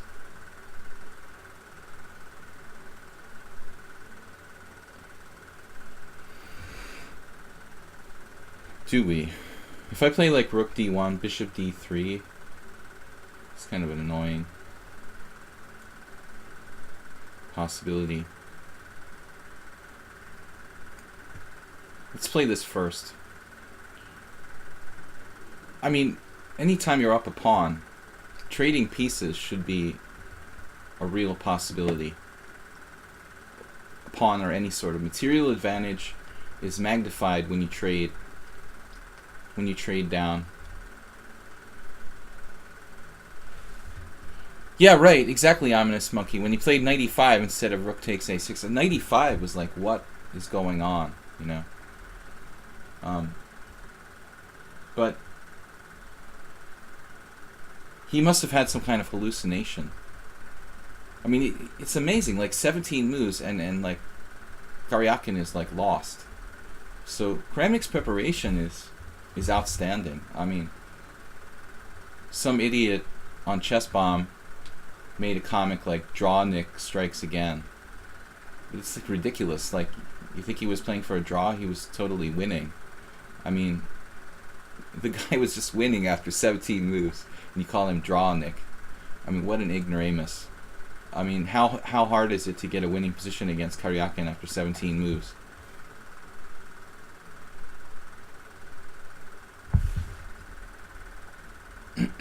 It was Italian opening, yeah. It's a big trend because people realize, as I said before, you know, it seems to me that people started to have to play d3 in the Roy Lopez to avoid the Berlin, and I guess this is my thinking at least, that excuse me, they realized that what am I doing here? Bishop e3.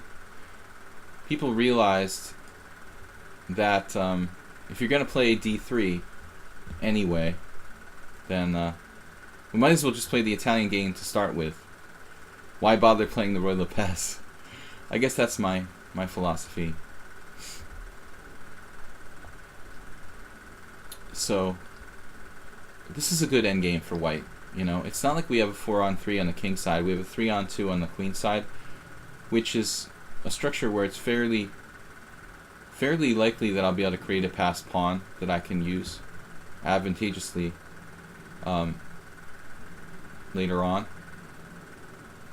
Black doesn't have any counterplay.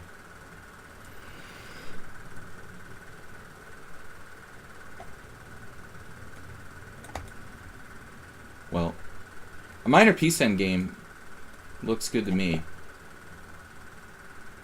I had a student who was kind of confused yesterday.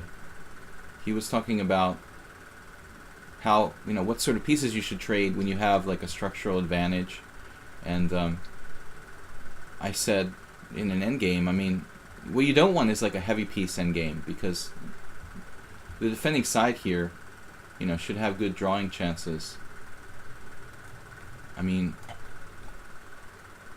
in a rook endgame or a queen endgame. But minor piece endgames are unforgiving, you know. Unless it's like an opposite color bishop endgame.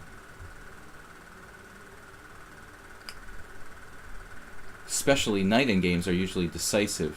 I mean, Wesley yesterday drew, okay, a knight endgame, like 2 pawns against 1 is almost always a draw.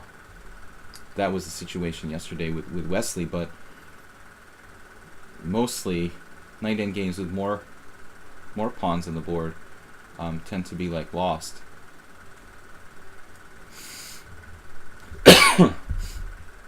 I want to start trying to create this passed pawn on the queen side, and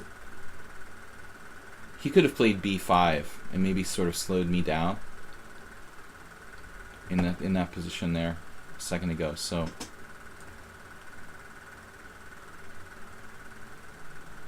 but we just want to generally, I think, improve our position across the board.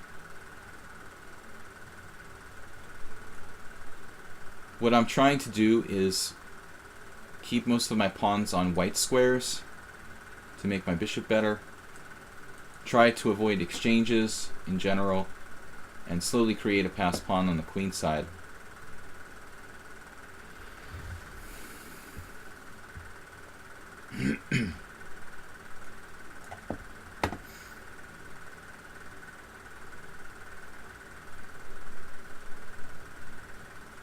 Where's he going with knight b8?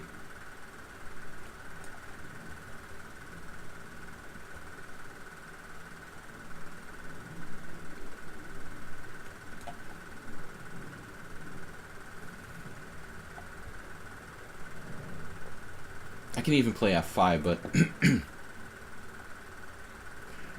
generally speaking, I didn't want to simplify unless I have to. I think that b5 is good. We're getting pawns on the right color, and eventually I'm going to force through either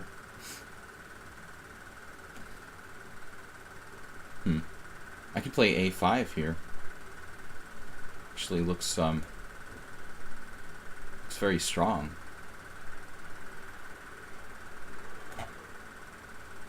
Ooh, that's pretty brutal. Maybe we're not winning material because my f4 pawn can be hanging as well.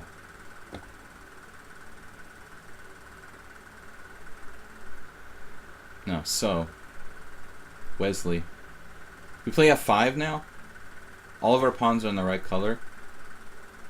He's got no counterplay, and we're just winning.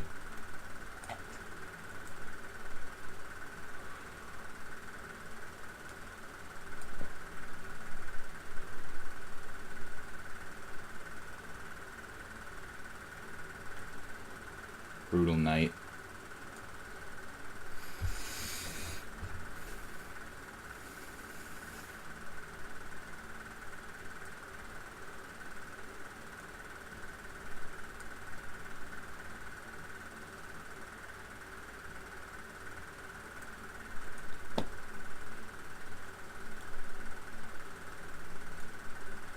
All right, let's.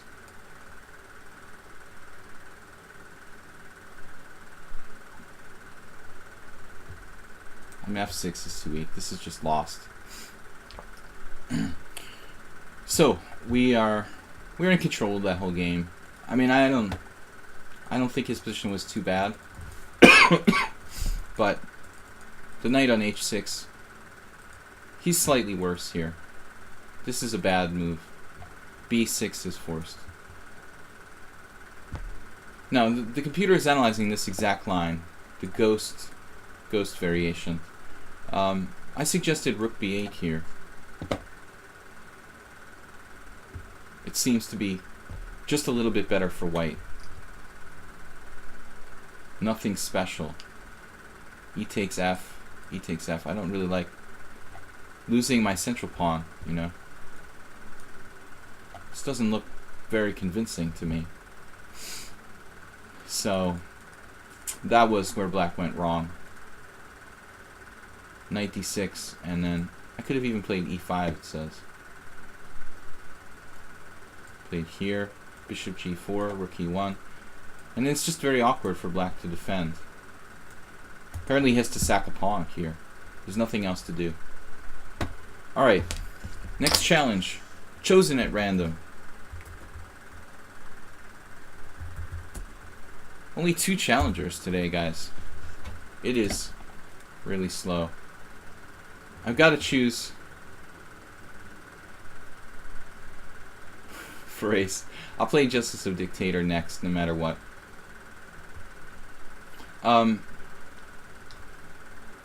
We've got time for both these games, so this might be the last 2 games. If these are, I'm not going to discriminate against Justice of Dictator.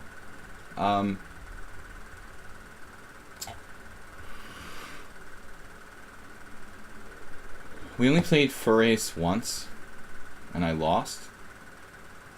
Don't remember this game. Was it time? I'm down a rook or something? Alright. Anyway, we're going to play e4. The object here is unusual openings today. Variations I don't normally play. Don't challenge me, anybody else, because, well, those 2 challenges would be definitely the maximum. And Alaska challenged me to 8-5, which is too long of time control. He's supposed to challenge to 8 plus 3 maximum.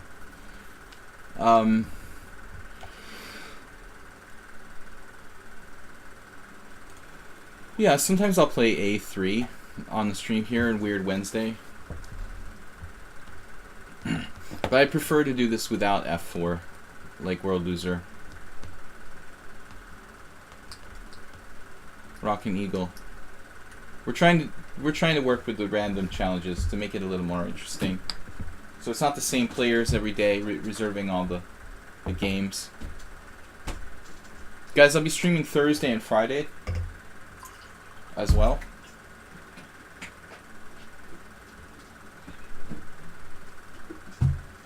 The game I played with this player previously is too far in the past for me to even... I can't recall. I mean, I'm down a rook or something, it looks like, in the final position. I don't know what happened there.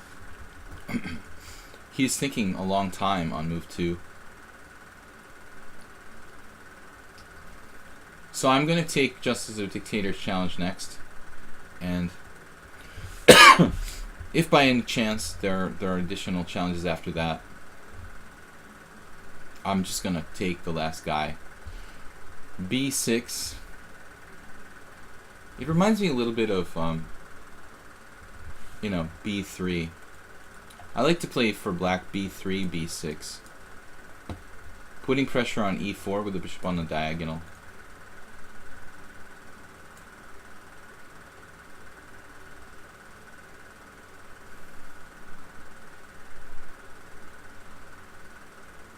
Makes some sense for for black here. Oh, I like this approach. We could play bishop c4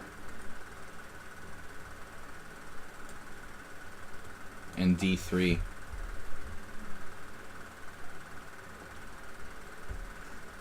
Bishop c4, bishop e7, knight f3, bishop takes e4, bishop takes f7, check, king takes, knight g5, check, takes. That's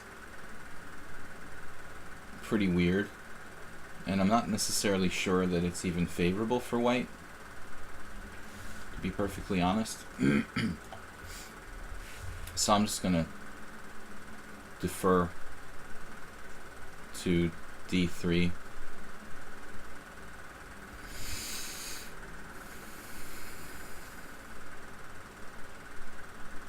I'm not a big advocate of the system for white, but I realize that it's not as bad as it might look.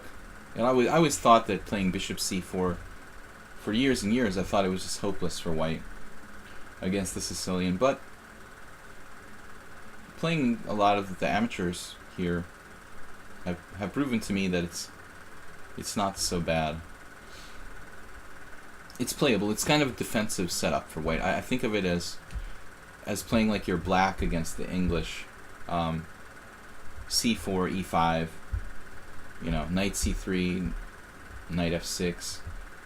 g3, bishop c5, or something like that. It's just a defensive kind of closed Sicilian for white, essentially. Just another kind of closed Sicilian, where your knight doesn't necessarily... We define the closed Sicilian as like 2 knight c3 in the books, but it doesn't have to be. You know, a true closed Sicilian is where white doesn't play d4, and the position remains closed. This meets that. It meets that definition. I'm leaving for the over the board tournament this weekend.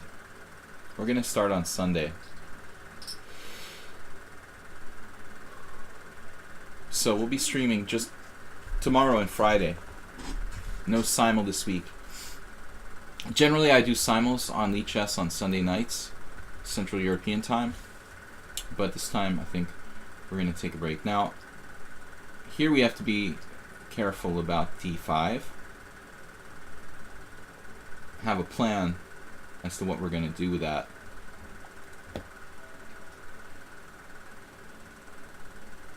I think knight f3, and if d5 we take it, and play bishop b5 check, and then d4. That's one way. We could also just play knight c3 and meet d5 with bishop a2.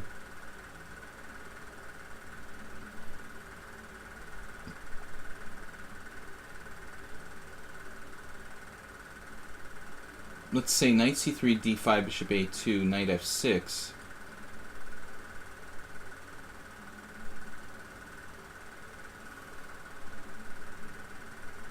Then there's weird possibilities, something like queen e2 for white. But ultimately, I think the queen will be misplaced on e2. We can also just play bishop a2 ourselves. But I think eventually I would have to make a decision. The real question is, do I want to take on d5 or not, you know, when he plays d5. I'd really rather not take on d5 and give up my strong point in the center. So I'm going to try to hold this. I guess you could play Spassky style, you know, if you had to. And what I mean by that is like closed Sicilian, where you even play f3. I had seen Spassky do that. Well, I shouldn't talk about him in the past because he is still alive, I think. So I missed an update or something. So the idea of playing f3 is not completely absurd here, where the knight could go to h3 or something.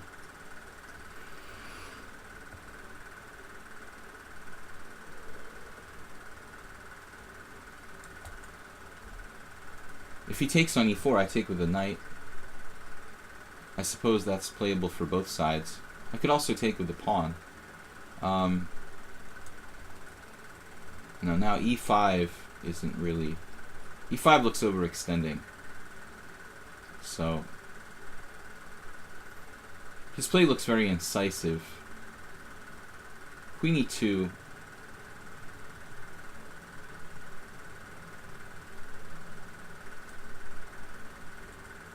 Queen f3 would be a weird move. I don't think I want to do that. Putting my queen on that diagonal. It's playable, but it looks kind of strange. So f3. We can also take. I haven't really been talking about that. But after takes, pawn takes, how am I going to react? Maybe d4?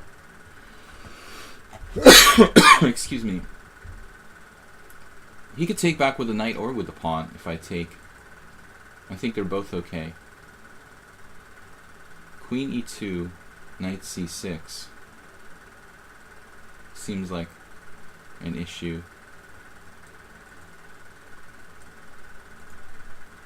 I don't like bishop g5. I need that bishop. But f3 is really weakening. Maybe just take it. Alright, whatever. He can take back with the pawn or with the knight. Giving up my strong point in the center.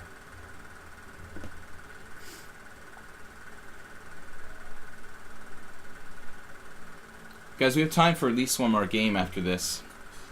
He's the oldest living world champion. Yeah, I guess he's much older than Fischer, or maybe not. They're probably about... I thought that Fischer was younger, right? But maybe not much younger. He's younger.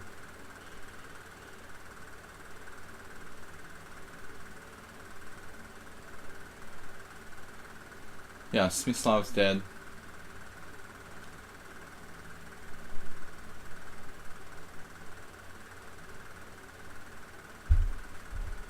Well, G2 is obviously a problem.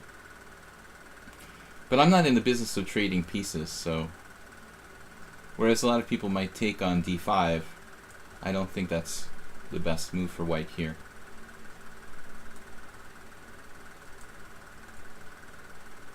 This actually can be advantageous for us because the pawn will control a key central square.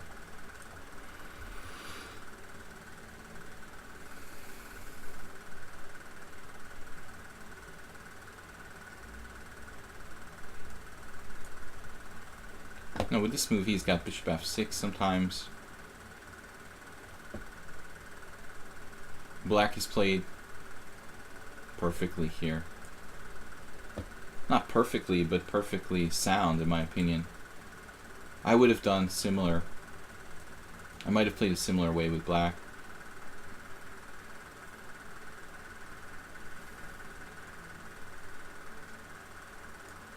Oh, bishop f6. I'm not that sure about bishop f6.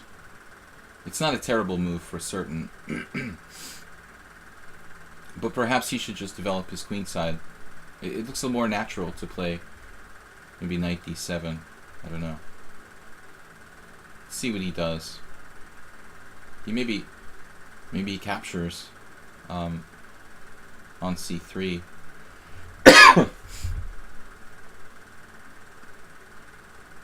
No. No, so this is what I thought was somewhat beneficial to me. To make this maneuver with tempo on the bishop on f6. Black has good control of d4, obviously.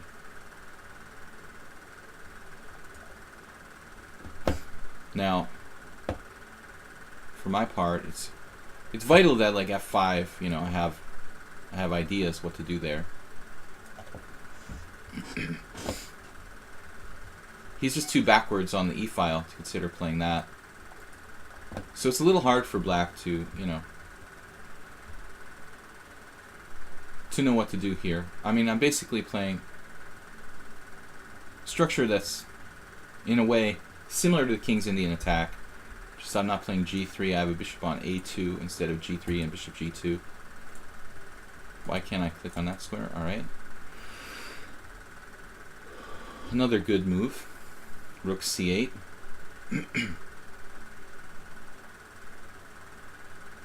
No, and then it's hard for both sides to really find a cohesive plan here, I think.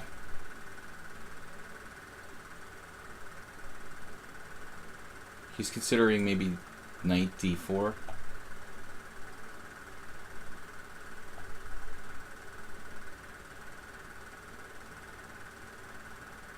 We should be looking for kingside threats. We've got knight h5, opening the rook.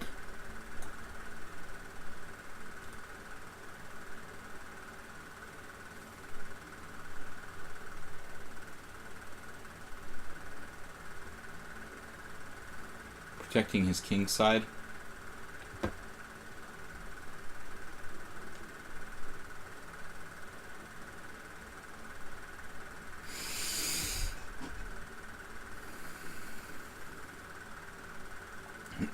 Now I can play b4, but it's really very double-edged decision. Would jeopardize my structure to some degree. But what else?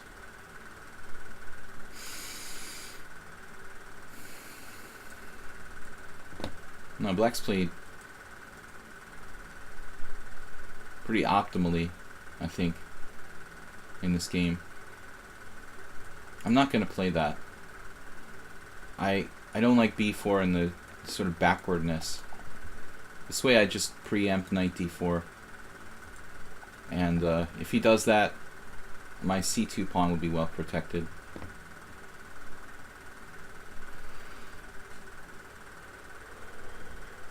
It's passive, but I just was unimpressed by b4. I think it's like kind of more weakening than it's beneficial. I'm just going to hang tight here and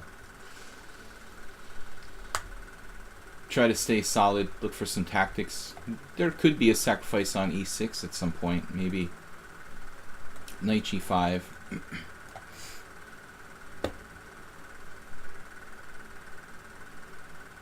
Now he could have taken with the queen as well.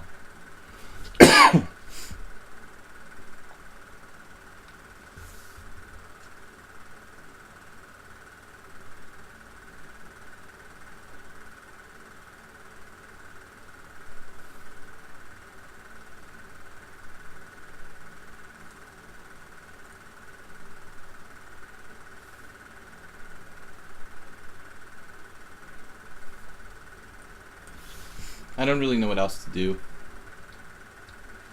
Guys, one more game after this for today. I just don't have any advantage. It's pretty much equal. Black played this very well. I was thinking about some cheapos there. Knight f4 now.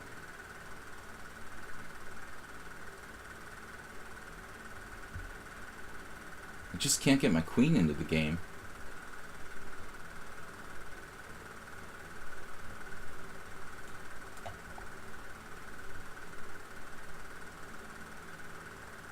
Maybe this way I can get my queen into the game finally. Yes, of course. Knight d5 sees everything. Queen g4, knight takes f4. No, but queen g4...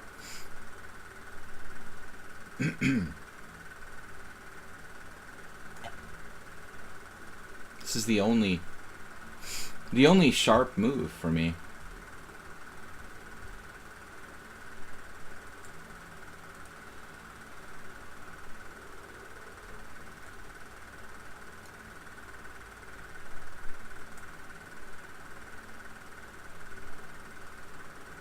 We might have rook takes e6, but it's not even that forcing.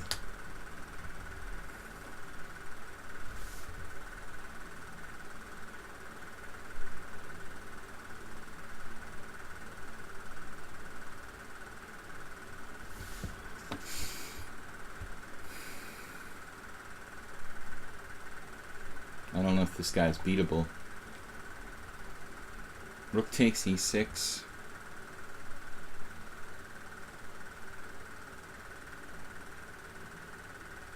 I don't think it even works.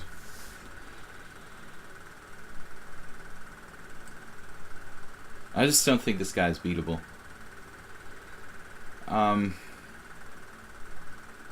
Rook takes e6. He just calmly plays bishop f8 with nothing for me.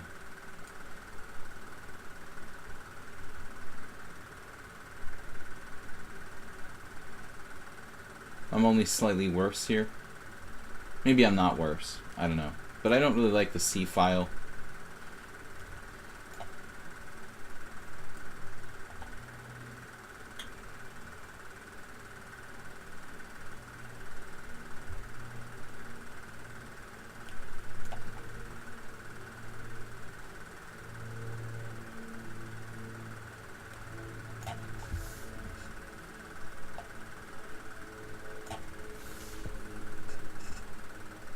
We have this now. What?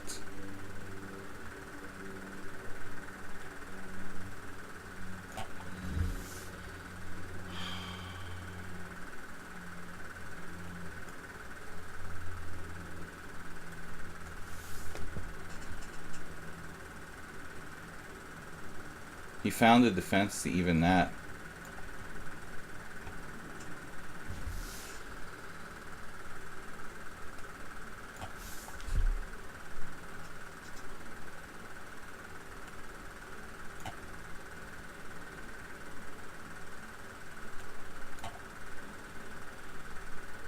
Oh no.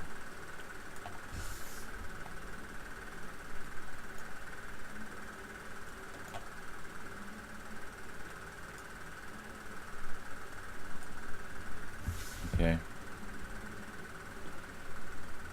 India. At least I managed to make a draw. Very, very strong play by black. I don't think I was winning, was I?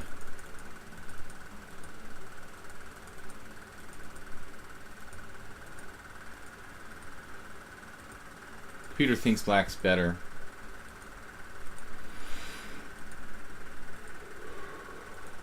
Was I ever better? At some point. Now bishop e5 was the best move. Rook takes e6 doesn't work. He saw through that with very little time on the clock. Rook takes e6, bishop f8, and black wins. That's pretty sophisticated. So I should have played bishop e5 there. No, I did it a move later. Looks like in time scramble, when he got low on time, I had a tiny advantage after rook takes e6. He found rook takes c2 instantly. That's a nice resource to have. So he was never ever lost until maybe now. Rook takes queen c7, which I failed to find. Man, this guy is stronger than 2200. Wow, impressive player. He must be pretty good. Anyway, Justice of Dictator. Last game for today. Normally I was using the random challenges, but since we promised this player we were going to play 10 minutes ago, I think we have to make good on that. Unusual opening, so we're going to end the stream with something a little bit rare. Polish defense. Justice of Dictator. And here, you know, most of the lines are bishop e7, but if you want my honest opinion, it might not be any better than a6, which transposes to the St. George defense. Andras Shadorian analyzed those lines with like bishop b7, bishop takes b5, bishop takes e4, and makes it look awfully good for black, from what I've seen.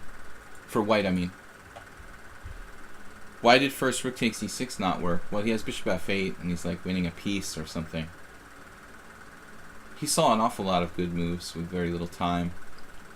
Very strong player. Beat me the first time. I don't know what that game was like.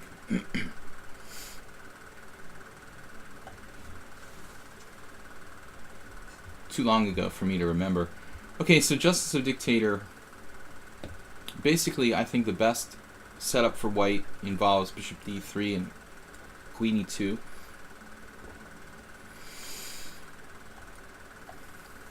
White should probably delay.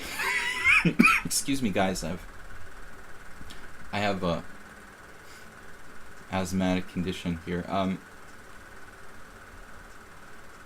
Bishop d3 and queen e2, and delaying the development of this knight, because if I play c5 at some point and you play c3, and I play c takes d and you play c takes d, you might be able to develop your knight to c3, which is a better square than d2. But anyway, okay, it's not terrible. Knight bd2 is okay for white. I don't think it's the most aggressive. And probably the whole, you know, move order with knight f3. I would prefer to play bishop d3 right away and delay even knight f3. Maybe bishop d3, queen e2. That's the main line.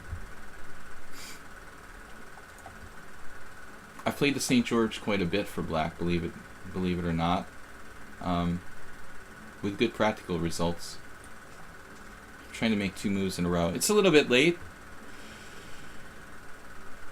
f3 in this opening. f3, well, yeah, I mean, I rarely encounter f3, but yeah, then you're going to have to change a little bit style of play. But f3 should have its drawbacks too. He played b3 here, which is interesting, supporting c4.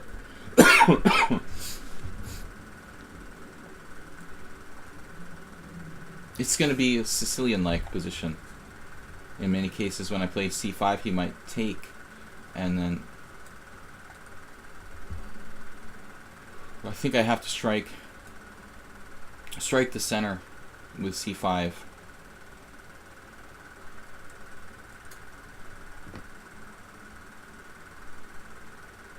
The last game was a good game by both sides. I agree with the computer's evaluation that out of the opening, black probably slightly better. He played it very well.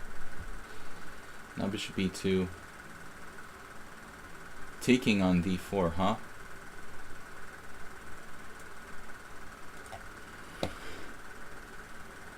The only other possibility for black, I think, is to play knight f6. Knight f6, e5. But then where am I going? I think I almost have to do this. And so it transposes to a form of the Sicilian. Like, it's like a b3 Sicilian, basically, now. Which we were talking about, I was talking about earlier, in light of last game. It's my first game with this guy. Looks like he's around 1700 across the board. People are always asking about, like, you know, are lichess ratings inflated, you know, and like compared to over the board tournament ratings? And I mean, it's just so hard to say. It's probably to some degree. My ratings are not that far off from my real ratings. But it's a different system. I mean, it's online chess. Really, they shouldn't be compared. I like the way the white played this, though. Simple, it's okay. c4 could be a thing at some point.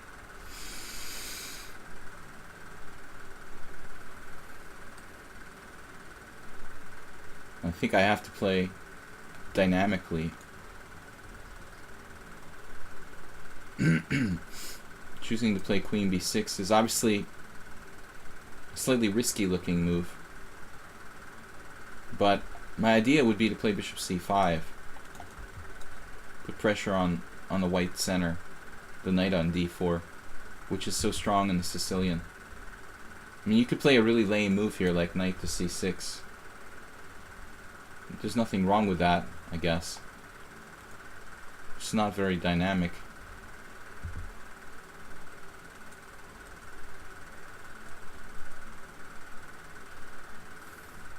I've been holding off on knight f6 because of e5, and still it appears that e5 is pretty legit for white.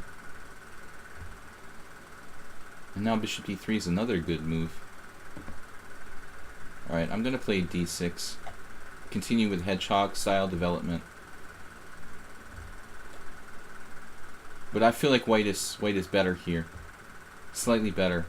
He's playing this like an e6 Sicilian with bishop on d3, knight d2, bishop b2. This looks very good for white.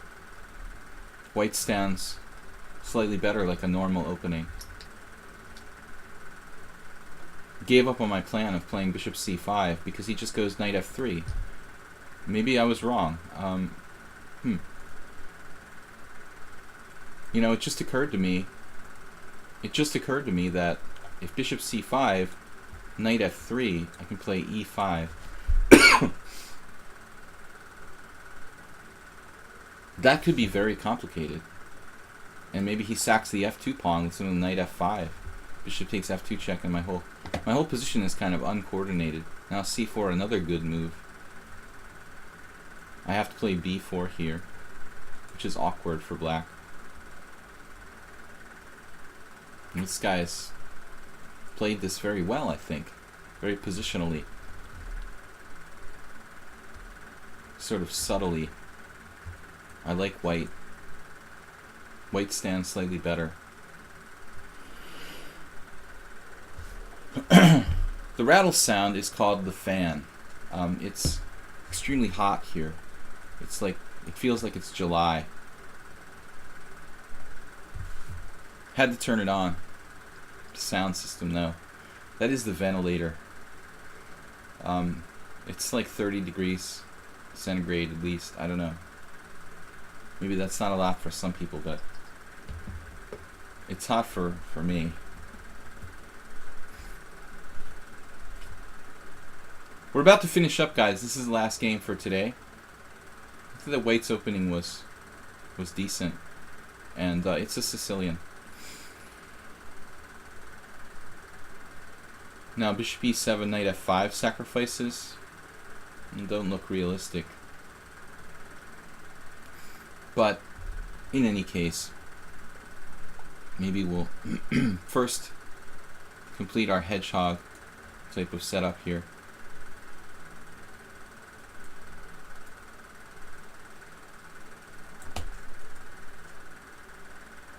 I think you should consider a3, but it's kind of tricky. You would have to play very aggressively, like maybe even sack the exchange. a3, pawn takes pawn, rook takes pawn, d5. Just, well, now it's actually good to do that with the rook on e1.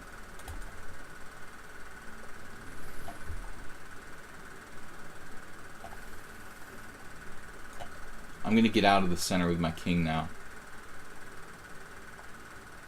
If he tries to sack a piece, I'll just take it and play king f8 or something. I'm not really convinced he has enough to sack a piece there. But I thought that a3 at some point would be a good strategic plan. I'll just take and then move on with my life. But at the end of the day, his structure is slightly better.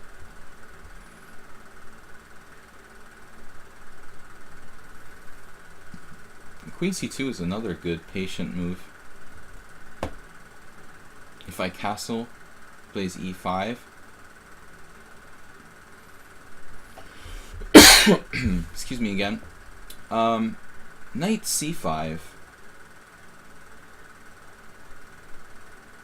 That bishop is a jolly joker in a sense. I mean, it's like kind of a bad piece, but it could be a very good piece too.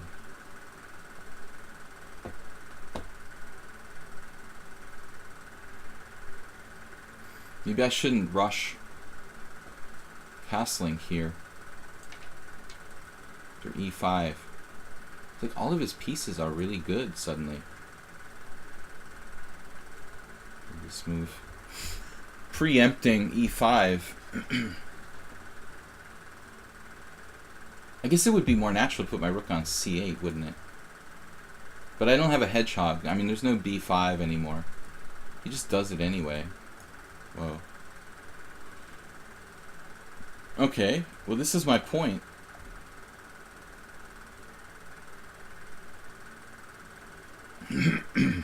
The whole point was to stop e5.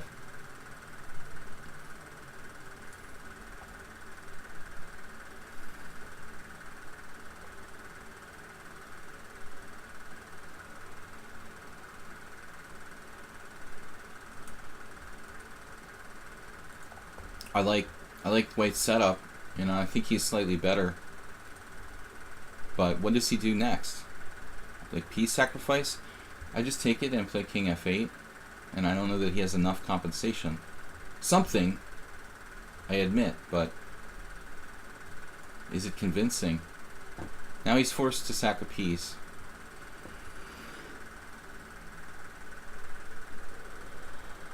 But it's not really enough. Shouldn't be quite enough.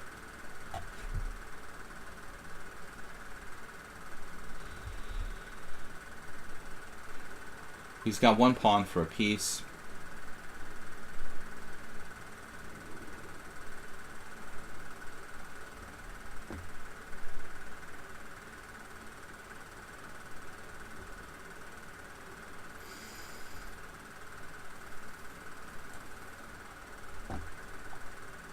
There are some threats for White here. Bishop g6 check, potentially. If I castle, I'm concerned about bishop takes h7 check, knight takes h7, rook h5, threatening mate, but I don't think that's quite sound.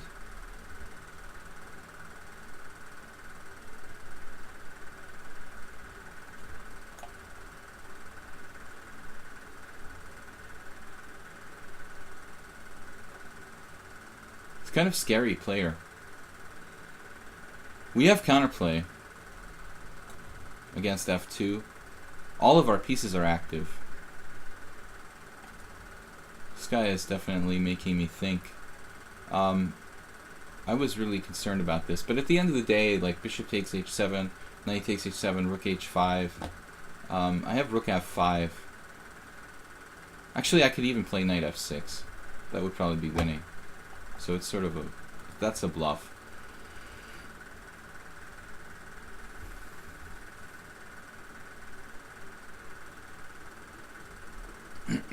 If knight e4, it's a nice blunder. Sack back in exchange at some point, maybe. Oh man.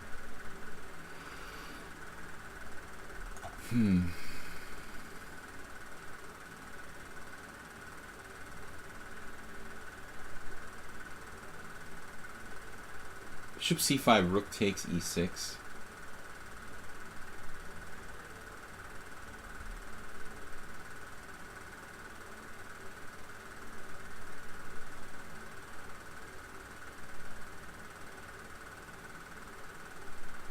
What if I play queen d6 here?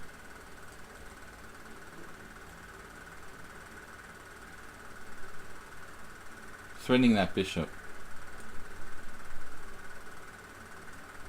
And sometimes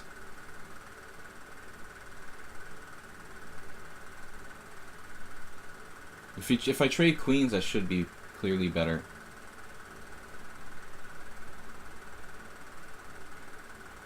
It seems a pity to not have some direct stuff, but queen c6 f3,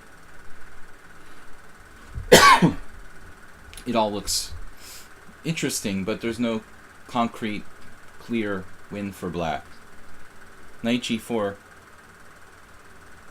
perhaps some cooling system. That's the important thing. Yeah. That's the most important thing. Bishop takes h7 check. Wow. Alright. Oh, I see. So it's like an improved version. He's got a number of pieces.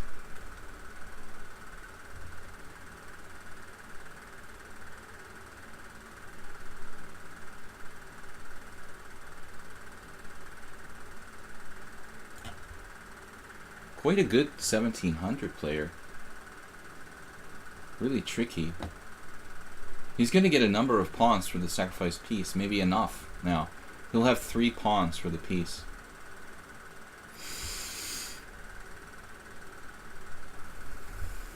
But I am very active. Queen takes, rook takes e7, threatening rook takes g7. When I have to play rook f7. And if rook e8 check, knight f8.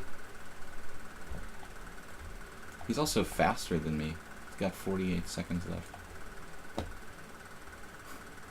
Nice job.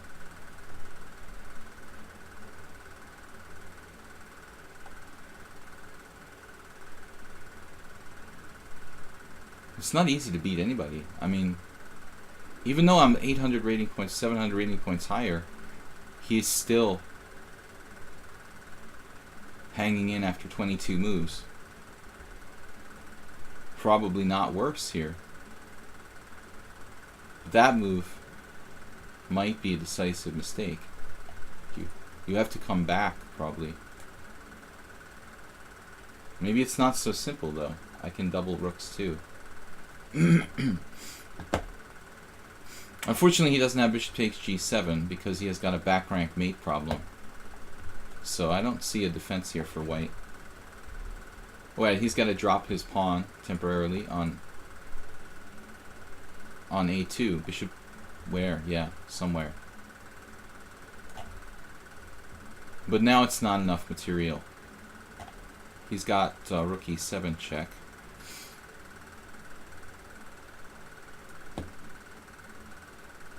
There's still the back rank problem.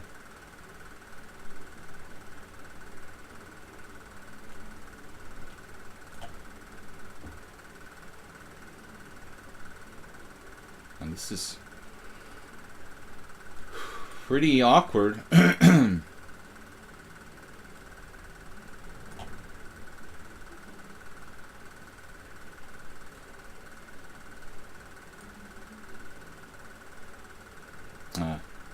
You can't really afford to trade.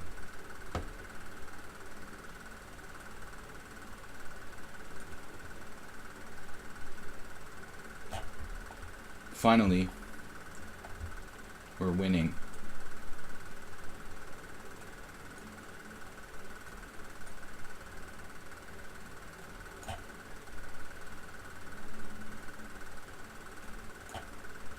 But I thought this was a really credible game by White. Credible. Not incredible, but credible. He could have played better. But after the opening, I think White still had a slight edge. If we look back here at move 22, where were we? Move 21. Whoa, whoa, whoa, whoa. Oh man. I blundered. I didn't have to play rook f7. I should have just played rook takes bishop. For some reason I thought White had something. I was getting kind of low on time, but this move just wins outright. Rook takes, rook takes. Rook takes, and I'm the first one. I think I saw this like 5 moves earlier, but then completely spaced on it when it actually, or a similar line when it actually happened. But anyway, the opening I thought was okay for White. How big is his advantage here? The computer doesn't like queen b6. It's not really a fundamental move. Developing the queen early. Okay, I don't know, man. But this was really interesting. Bishop c5, knight f3. e5, knight f5.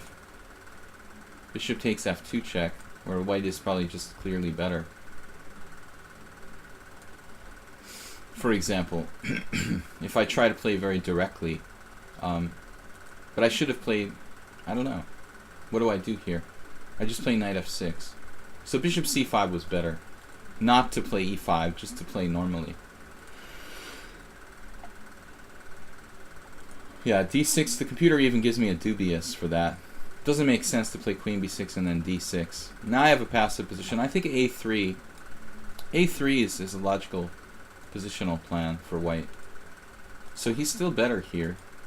You know, I was looking at sacking a piece, but I doubt that can be sound.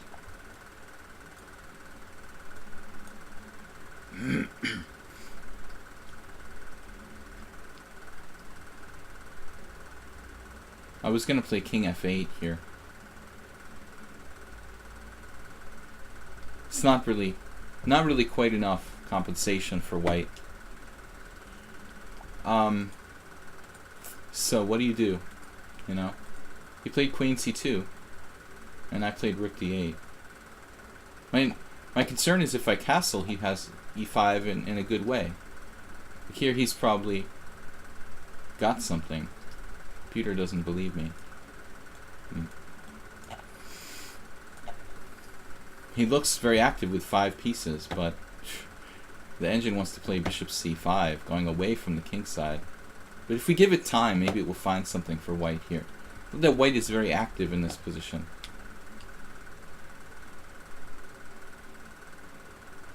Apparently not. I could just go here. Scary. It looks a little scary for black. But h6. The Verusian Jacobian playing the French Rubinstein or something. So I played rook d8. The game was rook d8. Get a dubious for that. Thank you, computer. and then e5, which is blunder. Alright guys, interesting games today. Tomorrow we'll be back with Blitz and Classical Chess here with live commentary and analysis. Thanks for joining us. Don't forget to check out my YouTube channel, which is Video Chess Training on YouTube. I upload all the streams over there on YouTube, and I also try to create some independent content like every week or so, usually Fridays. So keep your eyes open for that. Don't forget to subscribe and like on YouTube, Video Chess Training on YouTube. Also, we had a donation yesterday via PayPal. I'd like to thank that person, and also anyone else. If you can afford to just donate like $5 a year to support the stream, support my YouTube channel, it goes a long way to helping. If you guys can't do that, then that's cool. Just hang out with us and contribute by just adding your knowledge and time here for our stream. Thank you, everyone. Blue Crow, thanks for moderating, and we'll see you guys tomorrow. Bye-bye.